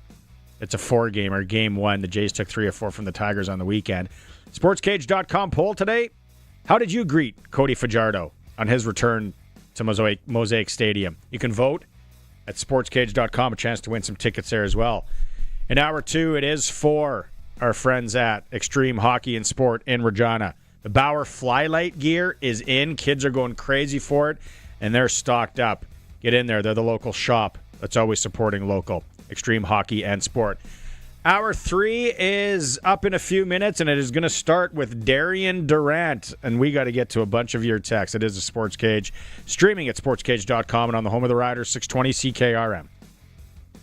This is 620 CKRM, a Harvard media station. Available everywhere in high-res audio with the CKRM app. It's 5 o'clock. Good evening. I'm Corey Atkinson from the SaskToday.ca newsroom with your 620 CKRM news for Echo Sound in Fort Qu'Appelle. Stay connected with a new cell phone from Echo Sound. Call 306-332-6711. Regina police have charged 2 people in connection with a woman's death last Saturday. Officers responded to a call on Cameron Street and found 42-year-old Stephanie Cody injured. She was declared dead shortly after EMS arrived. The area was secured and major crimes investigators took over. Police have charged 39-year-old Lyle Turcott with second-degree murder. Brandy Scheil, also 39, is charged as an accessory after the fact. Both made their first court appearance today. The Saskatchewan RCMP's Operational Communications Centre answered nearly 367,000 calls in 2024, up 4% from the year before. Over 4,400 of those were top-level emergencies needing fast police help. The OCC gets both 911 and non-emergency calls, and staff work 24/7. From January to May of 2025, the OCC already handled almost 170,000 calls. Manager Jocelyn James says the work is intense but rewarding. During the 2022 James Smith tragedy, dispatchers played a key role. One said it was the most meaningful day of her career. Former Prime Minister Stephen Harper says he's urging Ottawa to find new trading partners outside the United States and rely less on Washington for its security. Harper spoke to Canadian and American legislators at a conference in Saskatoon, where he says he advised the government to reach a trade deal with the United States in the short term while it looks for other trading partners. One political role I still have, I chair the Global Federation of Conservative Parties, and I can tell you that this is the advice every allied capital is getting from everybody like me that they talk to. And this is not ideal, but I just think it's a reality. The Canadian Press has asked Prime Minister Mark Carney's office whether it approached the former Conservative Prime Minister for advice, but has not yet received a response. This coming Friday, the Saskatchewan beef check-off rate is increasing 75 cents to $5.25 per head. The Saskatchewan Cattle Association, which collects the check-off to fund advocacy and research efforts, voted for the increase at its AGM in January. Chief Agricultural Editor of SaskAgToday.com, Kevin Hirsch, says it may reduce a producer's paycheck, but it's for a worthy cause. And plus, you might say, well, why does it have to go up? Well, the cost of everything goes up, so the money doesn't go as far as it used to, and if they're doing work and conducting research, it isn't as cheap as it used to be. So in order to keep pace, now and then, producers have to agree to an increase in their checkoffs. The national checkoff is changing the same day. The new system will now honor the provincial checkoff rate, regardless of where cattle are sold in Canada. And economists widely expect the Bank of Canada to keep its benchmark interest rate on hold this week. The bank is set to make its next interest rate decision on Wednesday after a surprisingly strong June jobs report and signs of stubbornness in core inflation. The Bank of Canada has said it won't be as forward-looking as past decisions, with more U.S. tariffs looming for the start of August. But CIBC's chief economist thinks an interest rate cut may be possible this week, calling it a pleasant surprise. That was your 620 CKRM News. Read more stories from around your community and around the province at SaskToday.ca and 620CKRM.com. Your weather is next. Way to go, Travis Kelce. I mean, son. As fun as it is watching your 5-year-old run the wrong way or pick dandelions on the football field, what if I told you you could watch your favorite sports or shows on the go anywhere? Well, you can with MaxStream TV from Echo Sound, your SaskTel authorized dealer. Take MaxStream anywhere you go. Oh, wrong way, buddy. MaxStream and great internet plans available at Echo Sound, your SaskTel authorized dealer in Fort Qu'Appelle, echosound.ca. Let's get out on the water.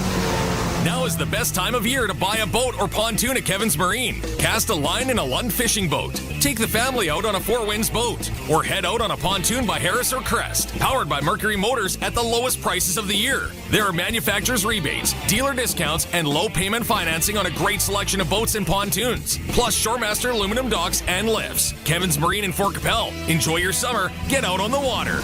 Stop by or shop online at kevinsmarine.com. Weather brought to you by Line X Regina, Serious Protection, Killer Looks, 1865 McCarra Street.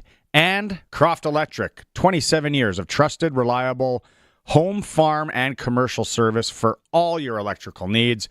CroftElectric.com, and you can find them on all socials. Partly cloudy sky for tonight with temperature backing down to around 11, still dealing with some haze and smoke in the air at times, but not too much thicker cloud cover. 11 the low and back to 24 during the day on Tuesday.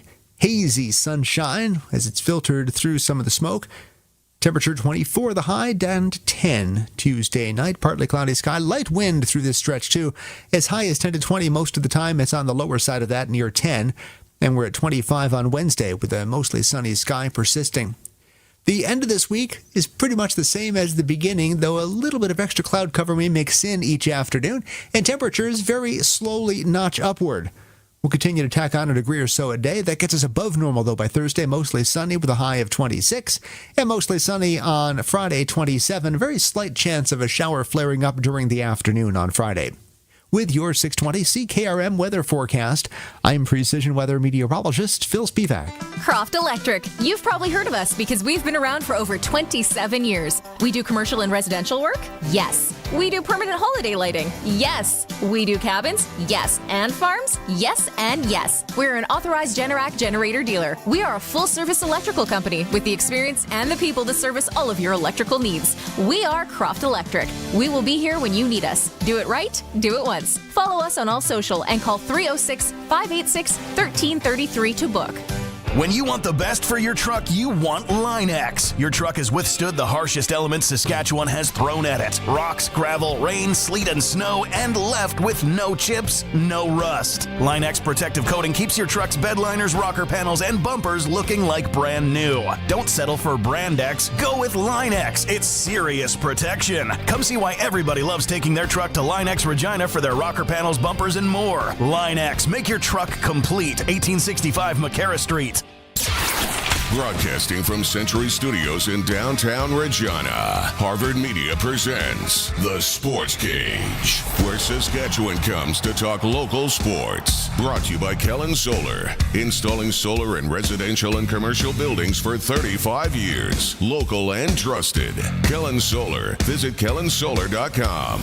Be part of the show. Call 1-866-767-0620 or text 306-936-6262. The Sports Cage. Streaming at sportscage.com, our YouTube channel, and on the radio at 620 CKRM.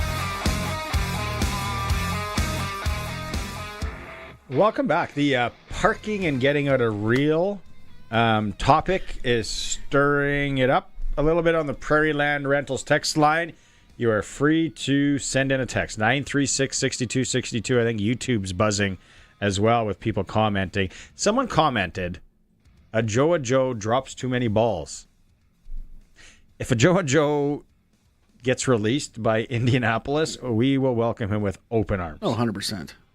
Take the private jet down and get him ourselves. We don't have a private jet, but if we did, somebody will. If we did. Krios Air, we need a favor. Go down and grab this guy from Indianapolis, please. Bring him back.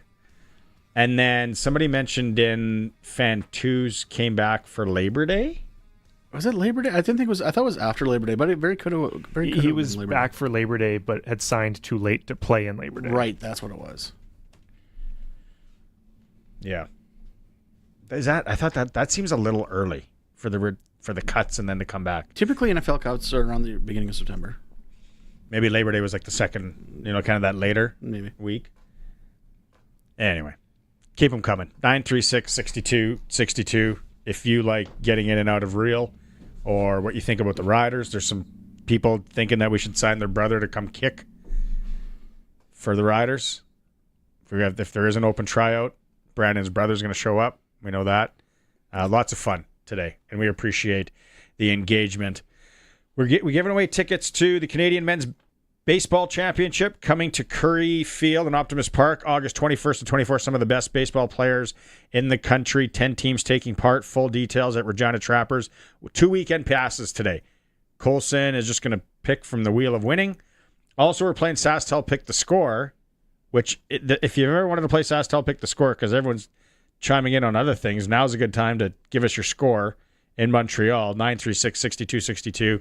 And you can win 2 tickets to the next home game, which is the 16th, 1 p.m. start. It'll be boiling hot that day. It's going to be a warm one. Back sweat special against Hamilton. Oh, it's going to be a good game, too. But it is that time of the week, and people are waiting for it. Let's go talk to Doubles. It's time for Double Talk with Saskatchewan Roughrider legend Darian Durant. Double Talk is brought to you by Campbell Safety Consulting. At Campbell Safety Consulting, we work towards helping companies create a competitive edge by executing a proactive health and safety program. Doubles, nice to see you again on this Monday. The Riders are 6-1, my friend, 8 sacks. How do you, what's your take on the game? We're a little bit too close at the end, wasn't it? I figured most people will feel that way. Going into it when we spoke last week, I don't think we knew at the time that Cody was going to start. So maybe I would have had a different perspective on the game if I would have known that. But look, a win's a win. And this Edmonton team, they came in and they fought. And, if you would have told Edmonton early in the week that they would hold the Riders to 21 points, and, they would take that at any given day of the week. So, I was just glad to see the D-line finally get after the quarterback and cause some havoc in the backfield. But, like we said, the game was way too close. But win's a win, and we'll take it moving forward. Do you like Cody then back there? Do you like Cody sticking with it would you stick with him if you were the Elks? You know what? I think Cody's just better for this offense. I think they know what to do at Trey Ford. It seems like they want to be a drop back passing team, and I don't know if that fits the strengths of Trey Ford. He needs more RPO, more quarterback draws, getting on the outside, sprint out, rollouts, things where he can use his legs. But when you put him in the pocket, I think you put him at a disadvantage. So, moving forward, I think that if they're going to continue with this same offensive plan, then Cody's the best bet. Okay, my last question, and let Greg go for a few here. I got to ask. That little pirouette move that Cody does, and then he comes back, and there's a guy almost like hiding. It's almost like the old flag or touch football sleeper play where a guy just hangs out on the sideline. Is there any way that that's a set play? No, I don't think so. No, I don't think so. I mean, look, that pirouette drill, that's just something us quarterbacks, we drill all the time in the off season, in practice. That's just how we do it. So, Cody's just perfected it. And a lot of the times he can find guys wide open. So kudos to Cody for just taking what he learned in practice and bringing it to game time action. Obviously, this was Cody's first game back against the Riders. He couldn't play here in Montreal. So what's that like coming back to what used to be friendly confines that's now not so friendly confines? It's not easy. I mean, there's a lot. Look, when you play for Saskatchewan, you know that you're playing in front of the best fans in the league. You know you have the best fan base. You know the support is not like any other city in the CFL. So when you leave, and especially when you leave on terms that are not on your own, you're fired up to come back. You want to prove them wrong. So it's not easy. You have to really control your emotions, and the crowd is going to be a factor. You know that you're going to have to be on a silent cadence, and it is difficult. So you can pencil in 1 or 2 pre-snap penalties a game, and that doesn't help with field position. But, you're fired up to come and play, but you also know that it's one of the toughest places to play in the league. What does Darian Durant do when he's looking up at the lights 8 times in a game? Man, it's not a good feeling. I'll tell you that.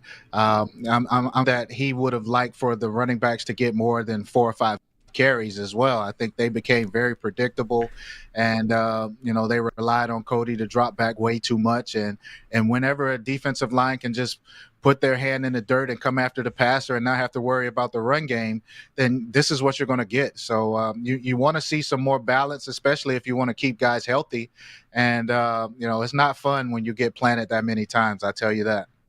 What it seemed to me that Edmonton was giving Trevor the corner routes. He was looking down on a slant across the middle, or maybe a shallow dig, and then he was really going to those corner routes. Is that just something that obviously with the Edmonton defense that was there all game? Yeah, I mean, when you play man coverage, especially man free with the safety in the middle of the field, then you're going to get those corner routes. That's going to be your number one option. And Edmonton has a bunch of young DBs. They don't really understand the game too much, and as they progress, they'll learn how to defend that. But good job by the Riders at taking advantage of it. You become predictable when you're in second and medium situations or when you're in blitz situations, and you can expose the defensive looks that Edmonton gave. So I don't think that Edmonton really mixed up their coverages too much. They really it looked like they wanted to come up and challenge the Rider receivers, and they didn't think that they could win that matchup. So the Riders showed, especially with Sam Emilus back in the lineup, that he's ready to take advantage of any man-on-man situation. So Trevor recognized and took advantage of all the man-to-man looks that Edmonton gave him. Trevor obviously is really healthy this year. Bo Levi Mitchell's looking healthy.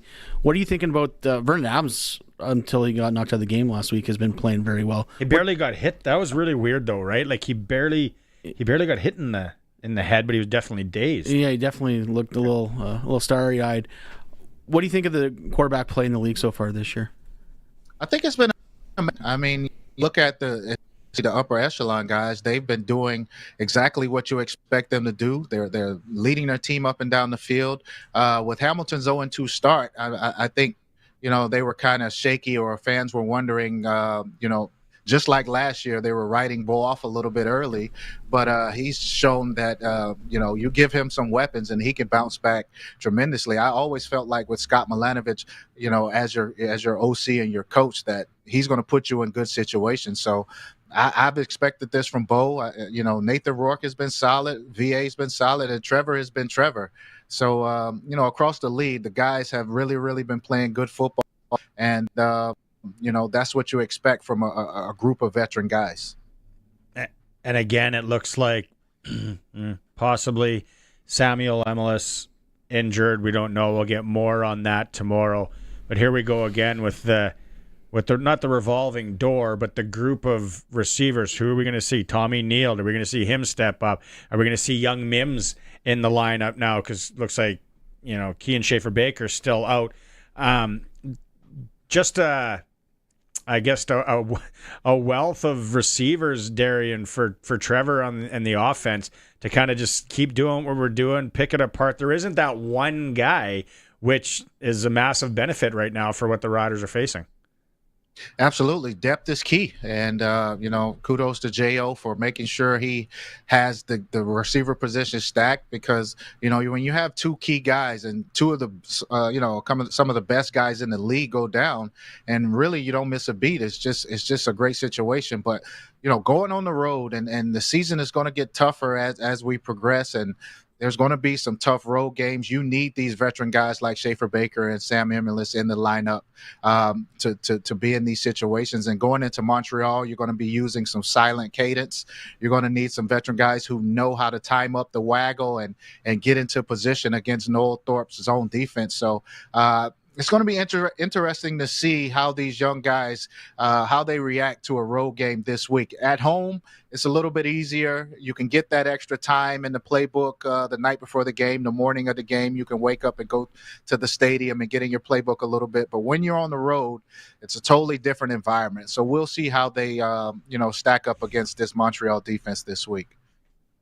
I set this bear trap for Luke. I'm going to see how you wander around it. Why are games so hard to win in Montreal? First of all, it's always early in the year and the humidity. I mean, it's so hot and humid there in Montreal.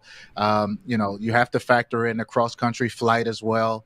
And, Noel Thorpe. I mean, Noel Thorpe is such a great defensive coordinator who always seems to overlook when it comes to getting a head coaching job. But, I mean, he's a hell of a coach. And me being in Montreal for that 1 year and going against him every single day, you don't really don't let me say you don't get an understanding, but when you play against Montreal once or twice a year, it's a little bit different. He may throw a look or two at you, but when you're practicing against him, now you see everything that he has in his playbook. You see everything that he's going to throw at different teams across the league. And he's one of the best. So, you have to look at that Montreal defense and what Noel Thorpe brings to the table. And that's a major factor as to why it's hard to play out there.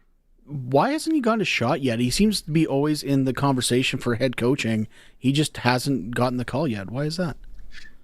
You know what?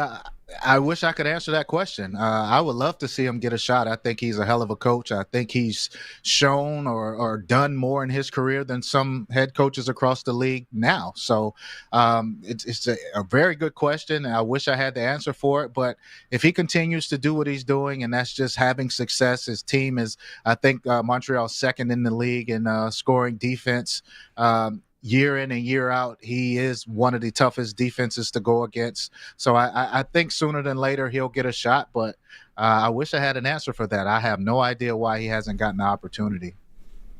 I would have thought it would have been the crowd noise and the horns, and then Luke said the Crescent Street flu. No, he said St. Catherine. He said St. Catherine. Yeah. I mean, you can also put that into factor. I mean, when you stay downtown Montreal and you get a free night, and it's unlike the nightlife is unlike any other CFL city, so that may play a factor into it as well. I wouldn't know too much because I was in the room, but that's right. I could definitely see that being a factor as well.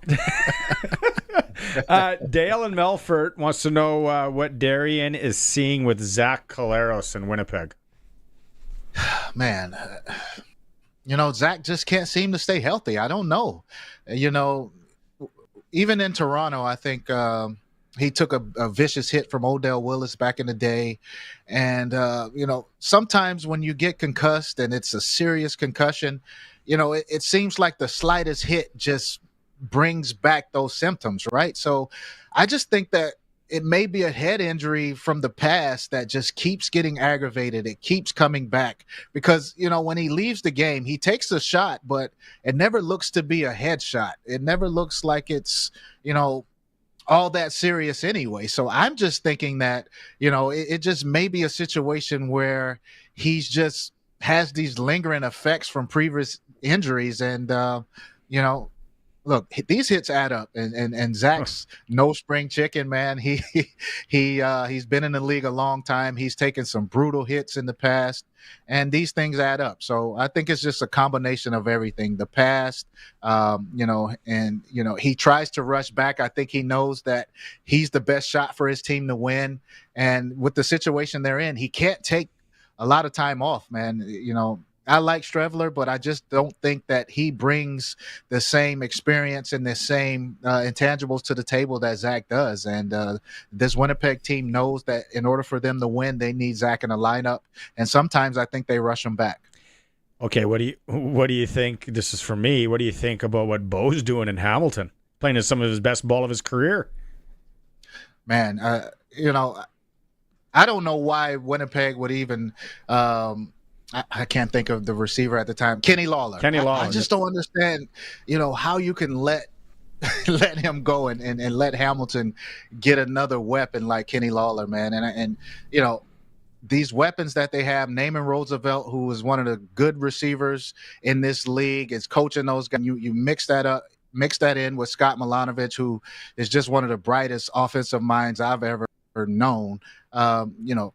A combination of these things, it just makes it easy for Bo. I mean, if you look at yesterday, the BC defense tried to take away everything deep, and I'm sure Scott was in Bo's ear. Just take the underneath throw. Just take what you see. Don't rush it. Don't be patient in the pocket and take what they give you. So whenever you have a coach that has played the position that can constantly remind you of what to do and what to look for, and Bo's no bad player in himself, former league MVP, MOP, former Grey Cup champion. I mean, he knows what to do. So it's just a combination of things put together that makes Bo so good and makes this Hamilton team legit. So I think it's easy to say they are the best team in the East right now. Who's second, though? Ottawa is not looking good. I'm surprised Bobby Dice made it out of the bye week. Montreal, Davis Alexander's hurt. Kelly's on the 6th game. I still think Montreal is a good team. I'm not sold on MBT. I'm not sold on MBT. Bethel, I'm sorry. Thompson. Anyone with 3 names, you got to get a little bit of respect. I still think they're not bad. Yeah, look, of course, Hamilton's at the top right now, but I wouldn't say that Hamilton's a better football team than Montreal. I mean, even with McLeod, Bethel Thompson at the quarterback position, I still think Montreal is very dangerous. They went in and beat who we all look at as probably the best team in the league in Calgary, even though VA didn't finish the game. I mean, they still went into Calgary and won that game. So you have to give them credit for that. And even though Hamilton's hot right now, I'm still not ready to say that they're a better football team overall than Montreal. Okay. I needed to ask you this. We talked about it earlier. What is Darian Durant's take when you hear people call the CFL amateur or, lack of a better term, bush league? Well, first and foremost, I get it. I mean, a lot of people who say that don't have exposure to the league. They don't follow the league, and they don't understand that, there's some of the best athletes, I feel, that may not get an NFL opportunity. That's why they're in the CFL. So I just look at it as ignorance for the most part. There are tons of guys who I feel like, if given an opportunity, could play in the NFL. I mean, the NFL is a numbers game, right? If the rosters aren't that big, so there's not a lot of developmental spots. And I think that, the CFL gets a ton of guys who can play in that league. So I don't understand it. I think it's, like I said, I think it's ignorance on their part. I think it's just people throwing words out there. But there's no way in hell that the CFL is a bush league. It's some of the best athletes you'll be around. You see Kenny Lawler, who I think could play on any NFL team, one of the best 50-50 ball guys I've ever seen. And you look at that interception and last week this past week in BC, that's one of the best plays you'll see in football, period. So that's what I was going to next. Yeah. I wanted to get your take on Robert Carter Jr. here. Yeah, that's just amazing. I mean, the athleticism, the ability to track the ball, and then the hands to bring that in with one hand is just amazing. So if you don't think that these plays or these players can play in the NFL, then people are crazy. I just don't understand it. As a quarterback, when you see a guy make that play and picks you off, do you get mad or you go, okay, next one? Tip your hat. Yeah. Absolutely. You just grab your brim and tip your hat to a guy who makes a play like that. Look, guys play DB for a reason, right? They don't have the best of hands. I'm sure they grew up, playing either receiver or DB, but then as they got older, they had to settle in at DB because they weren't consistent with their catching. But I mean, for a DB to go out and make a pick like that, you just have to tilt your hat to him, and that's a hell of a play. I don't know what year it is. Coulson, figure it out. What year was the Odell Beckham catch that kind of started this? Because you watch a lot of amateur football. I don't know if you coach, but even coaching up here and over, the last 8-10 years, how kids want to make those one-handed catches. We saw it in the NFL flag tournament, that kid from Florida. Unbelievable. Yeah. But isn't it how it kind of changed from that, where now they're practicing grabbing that ball, Darian, with one hand? If I would put you in a time machine and take you back 20 years and you did that in practice, people would think that you're some sort of Martian. Yeah, absolutely. They drilled these one-hand plays, whether it's a high ball, low ball, outside of your range, you name it. Coaches teach this stuff these days, and it's just because you just never know what body position you'll be in on a particular play. You never, and then back in the day, I don't want to say back in the day, but we were a little more old school. We didn't practice these things. It was kind of like a natural reaction. But I think the more and more you practice these type of plays, you're seeing it just on every level now. It's become a part of the game. So you have to practice it, because that's a game-changing play, right? That play could have won or lost that game. So, you just never know what situation you'll be in and when you may need to use one hand to grab the ball. And, I think the more and more we see the game evolve, coaches are starting to realize that one play can change the game. One play determines whether you're fired or you get an extension at the end of the year. So you better practice all of these things. Can confirm that Regina Thunder do practice one-handed catches. I've watched them do those drills a few times, and Odell Beckham was in 2014. 2024. See, I was going November 23rd, 2014 against Darian's Dallas Cowboys. When I coach my kids and I'd be like, okay, try and do it without the gloves on. Then you're going to impress me. And then I say, well, we weren't allowed to wear gloves back in our day. I lie to them. Even though we had Newmans and Stickum, we still couldn't pull that off. Doubles. That's amazing. Stickum, huh? Hey, why is this ball all sticky? Awesome. Okay, good stuff. Let's see what happens in Montreal. We'll catch up next week. Sounds good. Thanks, guys. Double Talk with Darian Durant, brought to you by Campbell Safety Consulting. If your workplace doesn't have the proper safety program, look them up. They'll help you out. Campbell Safety Consulting. It's the kids nowadays. They're better at every sport. And I know there's a lot of, we don't want to give hockey better, basketball better, football better. The difference is also it's training, it's equipment, we know stuff now that we didn't know back then. Back when I played hockey, our biggest investment was a shooter tutor. That was next level. Mooseman shelling out for the shooter tutor. Yeah, no. We had to play posts where I was from, and then there was no chain. You have to go find it, and if it was dark out, Colson, what do you got? Well, my dad's always telling me in football, it used to be if you got up from the hit and you felt tingling in your head, that was a good hit. That's not the case anymore. You just rub some dirt on it. Rub some dirt on, walk it off. Yeah. Why do I feel like I got to puke? I know it's a good thing. Yeah. It's a good hit. It's a Sports Cage. We're streaming at sportscage.com, and we're on the home of the Riders, 620 CKRM. Get ready to kick some serious Barassa this harvest. You've put in the time, put in the work, put in all that effort to get here, and now it's go time. Barassa & Sons is with you. Find everything you need this harvest season with trusted used equipment, combines to headers, augers to grain carts. Visit online or stop by in person. We're in go mode with you. Everything's online at ebarassa.com. You're in it to bin it dealer. 620 CKRM and Harvard Media believe in being accountable to you, the listener, which is why we participate in the Canadian Broadcast Standards Council. We are committed to upholding the highest standards of broadcast excellence and adhering to the codes and conduct administered by the CBSC. If you have a comment to make about our programming or a concern about something you heard on our station, contact us on our website, 620ckrm.com, or visit the CBSC's website, cbsc.ca. Howdy, Wood Country Woody here again. And let me tell you something, my yard was so ugly, I had to throw pork chops on the lawn just to get the dog out there. Kind of ironic that it was Barkman Concrete landscaping products that fixed my problem. I got mine at Wood Country, natural. Paving stones, retaining wall blocks, patio blocks, pretty up your yard. Come take a gander at Barkman Concrete products from Wood Country. Your home is your castle. In McLean, Estevan, and Tisdale, wood-country.com. YAC Auction has the equipment that you need for your farm. Bid on a great selection of farm equipment July 24th to the 29th, including tractors like a Versatile 375 4-wheel drive, Claus 810 front-wheel assist, Claus 840 front-wheel assist, and a Massey 8670 front-wheel assist tractor. There's skid steers, augers, sprayers, and a whole bunch more. Check it out online, yacauctions.com.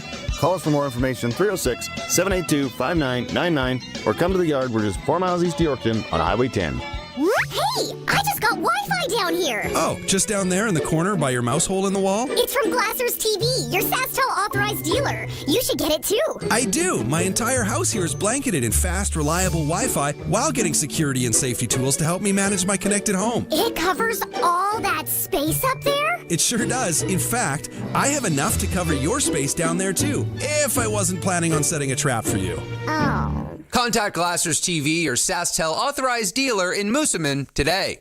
It's time for the Sports Ticker, brought to you by Steelcraft Doors Regina, made in Western Canada for Western Canadians. Off today, back on the practice field tomorrow, where we'll find out more on the injury front of Sam Emelis, Lake Corte Moore, and Aubrey Miller Jr. They're in Montreal Saturday. We're playing Pick the Score right now, 9-3-6-62. 62. Western Canadian Baseball League, one game in the East tonight. Medicine Hat hosting Swift Current. The playoff entries have been solidified. Saskatoon's going to finish first. Medicine Hat second. Regina's in third right now, but they could be caught by Moose Jaw. They'll jostle for the 3-4 position there. Major League Hardball tonight. Toronto at Baltimore. We're supposed to feel like 45 degrees at game time. It's a 4-gamer. Game 1, the Jays took 3 of 4 from the Tigers over the weekend. They're the best team in the majors. Figure that out. Sportscage poll today at sportscage.com.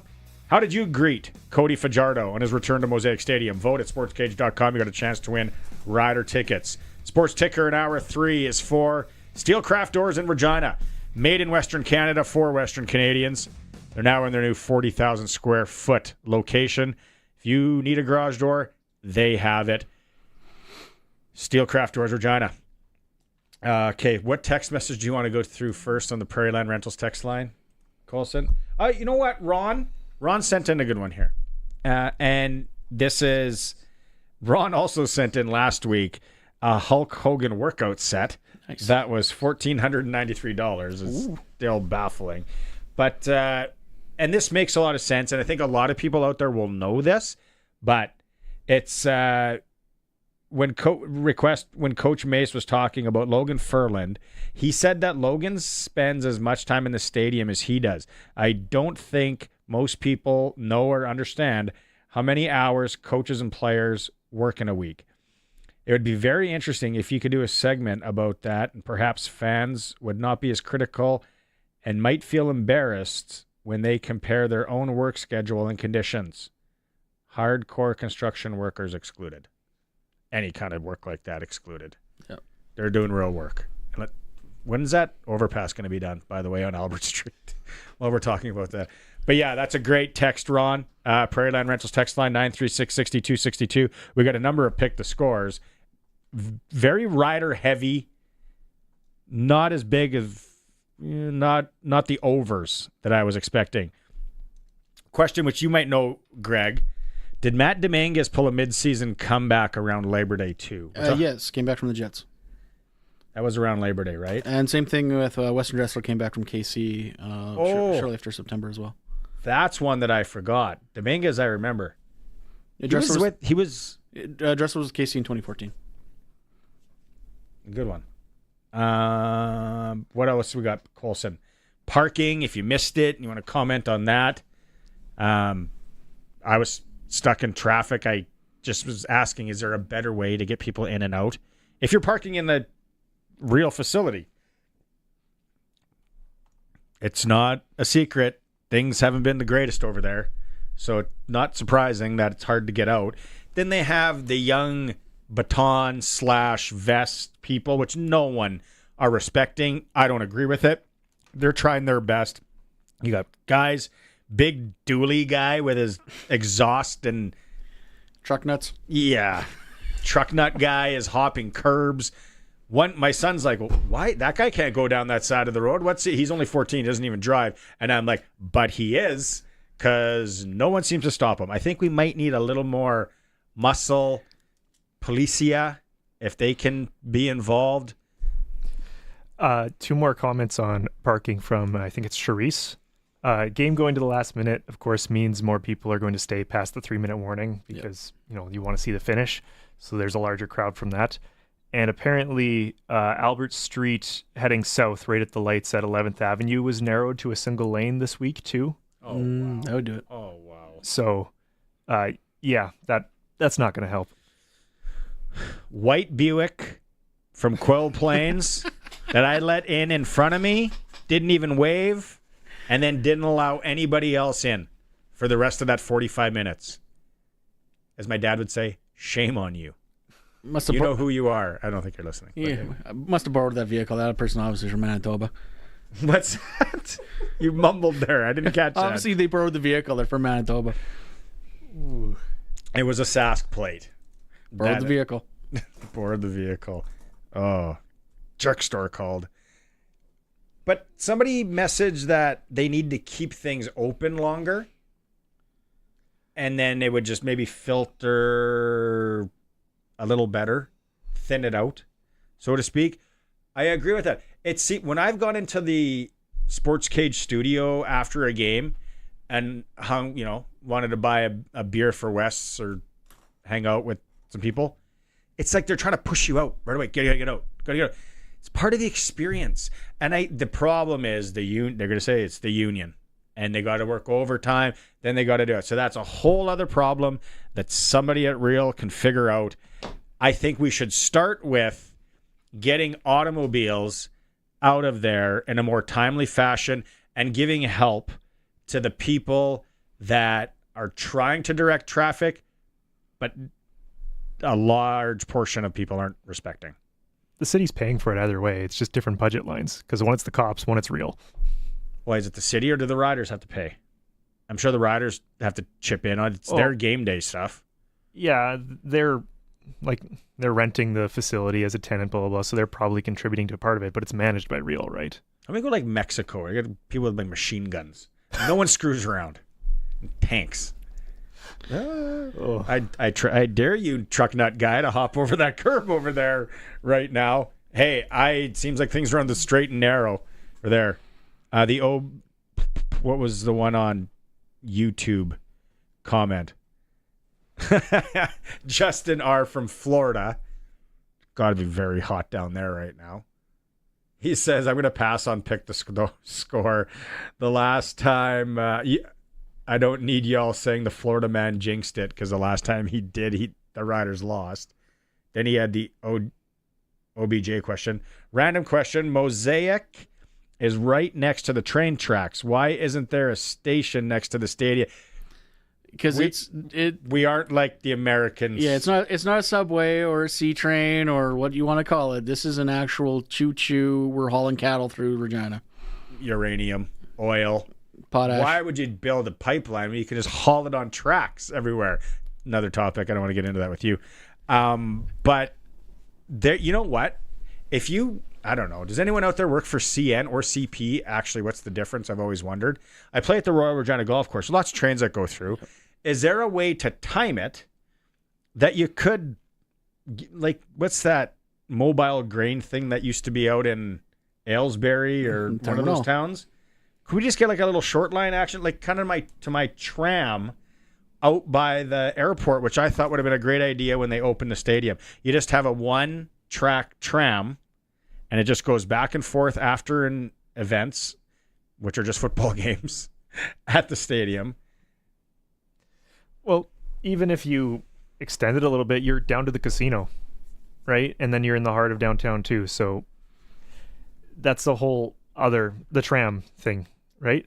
Casino would probably pay for it. I mean, it literally was a station too. Yeah. What are they doing with those? Literally was the station. Yeah. Yes. What are they doing with those old cabooses? Those things rock. They turn them into restaurants, apparently. Yeah. Pull one out of the old Western Development Museum in North Battleford, get it back on the tracks, shuttle people to the casino. The casino would pay for it because guess what? They're making money off those people. We are thinking 2050 right now. It ain't going to happen. 2050? But we are... we're like 2300. I love the people that bike to the stadium. So they must live in and around there. I know Pollock, RP, who hosts here once in a while, he lives in Harbor Landing. He talks about his family. They want to bike. They bike to the stadium. They're going to go through Cathedral. Nice bike. And then there's a bike valet. They got the bike valet. Awesome idea. You got to play the weather, though, especially with kids. Yep. I think that is fantastic. But don't parking where I did and getting out when I did. Unless you're a Quill Plains guy, because then you just go in and you don't let anyone in. Then you're out really fast. But if you're a normal civilized human being with a Saskatchewan plate, you're going to let people get in. Colson said I got a break. Colson's mad at me. Do you know Buick guy? No? Okay. It's a Sports Cage. We're streaming at sportscage.com, and we're on 620 CKRM. Don't gamble with weed control. Roll the dice and you might get lucky. But when it comes to resistance, you need a sure bet. This spring, apply Avedex Microactive or Avedex Liquid EC herbicide. Reliable pre-emergent herbicides that give you consistent residual weed control of wild oat, including Group 1 and Group 2 resistant biotypes. Come out a winner. Purchase Avedex and be eligible for an instant rebate until April 30th. Avedex, the smart choice for herbicide-resistant wild oat management. Always read and follow label directions from Gowan, Canada. On your mark. Get set. Ah, no! Farming can be a race, and no farmer wants to be unprepared for seeding. Dutch Ag wants to make sure you're ready for next season now by getting your drill ready for next spring, so you're ready to roll. Dutch's new Razor Series sold out this year, but you can order yours now to avoid missing out. Get your Dutch openers before July 31st and save the freight with the best prices of the year. Visit DutchOpeners.com and be ahead of the race. Dutch Ag, on farm for you. It's an F-Series summer this July at Capital Ford Lincoln. Save up to $18,000 on new Ford F-150s. Or lease a Super Crew 4x4 for just $499 a month at 0% for 2 years. Go big on a brand new Super Duty and get up to $15,000 off. And our pre-owned lineup is stacked. Buybacks, lease returns, premium local trades, and more. We're under construction, but we're open for business. It's an F-Series summer, only for a limited time at Capital Ford Lincoln in Regina. The ball is snapped. He scans the field. He's going deep. What a play! Rider fans, make your own great play by going to riders5050.ca. You can now buy tickets for every Rider game, home or away. You can also sign up for the 50-50 Club and never miss a draw, including the weekly loyalty and early bird prizes. All proceeds support amateur football in Saskatchewan, equipping the heartland, and just maybe score a big win. Get your tickets today at riders5050.ca and go Riders! Riders 5050 is presented by ISC. Hey, let's hit up Pump Jack's Cathedral. Pump? You talking about my basketball shoes? No, Pump Jack's Cathedral. Who? Pump Jack's Cathedral Saloon and Steakhouse. They're open now. They've got a large selection of local draft and food and drink specials. Kids are allowed until 8. There's live entertainment every weekend. Let's go. I'm pumped. On the corner of Albert and 13th, Pump Jack's Cathedral Saloon and Steakhouse. Come early, stay late. The place where friends meet. Your Co-op Grow team are your local experts because we live here too. Our agronomic specialists stay up to date with the latest research and technology to help support your entire farm operation. Talk to our team for advice tailored to your farm's needs. We have recommendations to help you optimize your crop yield and quality while enhancing the health of your land. Co-op, we're all growing together. Here for your farm, here for your family. Learn more at coop.crs/farm. Get it hot, get it fast, Western Pizza. It's good to be home. Mom, what's for dinner? Can we get pizza? Before Mom even had a chance to get annoyed, she recognized the good idea one of her kids actually had. Not bad. Not bad. After a long day when you don't feel like cooking, think Western Pizza. Big on toppings, big on taste. Dine in or takeout. Order today. And get it hot, get it fast, Western Pizza. Text CKRM 306-936-6262. From skid steers to tents to power tools, anything you need to rent for that summer job is at Prairie Land Rentals. Deal with the owner, 600 Albert Street. Sportscage is live streaming from our Century Studios in downtown Regina. Watch now at sportscage.com and our YouTube channel. Be part of the show by texting 306-936-6262. 620 CKRM. It's a question that's bothered me for a long time. And Tanya, maybe Kim, no, she says Tanya. To my knowledge, from when my dad worked in a grain elevator, CNAKA. Okay, CN, Canadian National, is just within Canada from coast to coast. CP is Canada down to the States. We're talking about railroads here. If you're looking for the Sports Cage, that program is no longer here. This is now a rail line show. What is it, Coulson? Fact checker. Is that right? Tanya, right? Hold on.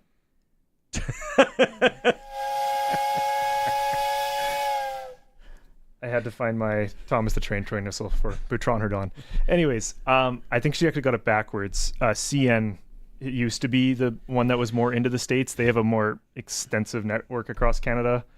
CP recently, CPKC, because they merged with a Kansas City railroad, now goes further down into Mexico and stuff. But the main history of it, Canadian Pacific was the one that the private company founded to build the Intercontinental Cross Canada Railway back in the day. And then CN was the government stepping in and buying a bunch of railroads that were bankrupt 20 years later to save them and to have competition, so it wasn't just one monopoly railroad. But there's still only really two of them. So I need the rainbow and the star to go with the more you know over your head right now. Where does Union Pacific fall in from the States? No, that's we were talking about getting in and out of Real after a Rider game. Somebody from the United States who listens with a really good question: isn't there train tracks right there? Why don't they just get people on the tracks? And it's not like, which actually, when you think about it, if you're watching a game or here's the problem though. Use the tracks, people. They always time a train when the game's going, even when the Thunder play. There's always a train that goes flying by the stadium. The Thunder play at that stadium? When the Hilltops are in town. When the Saskatoon people are, then we roll out the good stuff. Yeah. The good cutlery comes out. Exactly. The good china. But yeah, those. So I think it was he from Florida or Alabama? One of those. Great Florida. question though. To use those tracks. Those tracks are used by the locals, but not for going up and down and getting out and getting in. It'd be an excellent idea. And then Colson brought up the idea of shuttling people down to the casino. Let's combine it. Just take them to the casino, build your parking lot out by Rambler, and there you go. I think Mrs. S would go to the vehicle at Rambler. I'd be on the express train to Pokertown. Actually, I'm not going to the casino here. I don't know why. Maybe it's traffic and all that. Red Sox report still coming up. We plugged the Red Sox volunteers, anyone involved in the Red Sox this weekend. They played 3 straight doubleheaders. It was on the road Friday. Yep. Then they were here Saturday and yesterday. Hot weather, grinding it. The players are one thing, but good job to all the Red Sox folks. And then they're going to be in the playoffs. We'll have some Red Sox tickets to give away later this week. We are giving away Baseball Canada Men's National Championship tickets coming to Regina August 21st to 24th. 10 teams are taking part from across country. A lot of these guys played pro ball. It's going to be the Regina Trappers lost in the final the last 2 years, maybe last year for sure. Heartbreak Central. Full details at reginatrappers.com. We got 2 weekend passes. So if you like the game of baseball, you want to watch some really good baseball, message in right now, 936-6262. While you're at it, throw up pick the score for SaskTel. Colson's looking for those as well. Chance to win 2 tickets to the next Rider home game on the 16th, an afternoon game. Pick the score. And you also have a chance to win a $200 SaskTel gift card. You ever been to a game in Montreal? No, I've not. We went the one year. We took a bunch of clients there. Awesome idea. It was a bunch of Rider fans rolled in. Actually, how do I say this without getting in trouble? Easterners, a lot of times in Quebec, sometimes they look down upon us. No. But we do that here too as well, so we're guilty. Can't be pot calling the kettle black. The pregame little tailgate thing, it wasn't big by any means. It was out in a little park or a little field right outside the stadium. Yep. It was surprisingly so much fun. Then you go into that old relic, Percival Stadium. I don't know what it's called. McGill. No. Yeah, Percival Molson McGill. Stadium. Yeah, it's McGill, yep. And I was like, what a great venue for football. It's kind of built into that mountain, and there's... I've been in that area. I had a work event, day job stuff, where we actually stayed down by the stadium, walked around a beautiful area. Like, I can only imagine what it would be like on game day. And I had no idea, because again, ignorant, Sasky, I was surprised how big the crowd was of people there cheering on the Alouettes. So it It was a great experience. If you ever get a chance to go and you're like, well, we want to visit Montreal anyway, or we want to do that, go when a Rider game's on. I would have loved to gone this year if it wasn't on a long weekend where family commitments and all that take in. Ottawa, I wouldn't mind going to a game in Ottawa. Ottawa is a good football town. Was a good football town. The Montreal, being tied to the so-called CFL family, I know their tailgate and all that's all hard and good. They're solid fans out that way. They really are. Like, yes, the CFL is not as big in the East as it is out West here, but they've got solid fans. Oh, one last text. Are we going to Red Sox report or are we going to break? Okay. Thanks for coming in again. No problem. This was informative. If you missed any of it in podcast form, Luke Mullander joined us off the start. Great chat with Luke. Trophy in here. Coach's show, Edwin Harrison. Thanks to Coach Edwin for coming on. Offensive line coach of the Riders. That was fantastic. And then Darian Durant in hour 3. So much more. We'll wrap it up with the Red Sox report. Tegan, we'll talk to you again tomorrow. Showcasing the boys of summer. Time for another edition of the Sportscage Regina Red Sox Report on 620 CKRM. For Unifor 594, energy workers putting the care in career since 1942, safety is our business. I'm Tegan Whitco. After powering through 3 consecutive doubleheaders over the weekend, the Regina Red Sox are enjoying a well-deserved day off today, coming off a dominant 15-1 victory over the Swift Current 57s at Curry Field last night. With just 7 games remaining in the Western Canadian Baseball League regular season for the Sox, they're entering the home stretch with momentum and a clear focus on playoff positioning. Regina kicks off the week with a road matchup against the Moose Jaw Miller Express on Tuesday, before the two clubs meet again midweek at Curry Field in what could be a first-round playoff preview. The Saskatoon Berries will then make their way to Regina for a 2-game set leading into the August-long weekend. As the playoff picture continues to take shape, the Red Sox currently hold 3rd place in the WCBL East Division with a 25-24 record in the final week of regular season action. And that's your Red Sox report for Unifor 594. 620 CKRM is your home to country's greatest hits and the 90s at 9. 1 full hour featuring the biggest hits of the 90s. Garth, Reba, Alan, Shania, George, and so much more. No cassette tape or CDs required, and 90s mullets are optional. 90s at 9 for the town of Wolseley and the voice of Saskatchewan. 620 CKRM.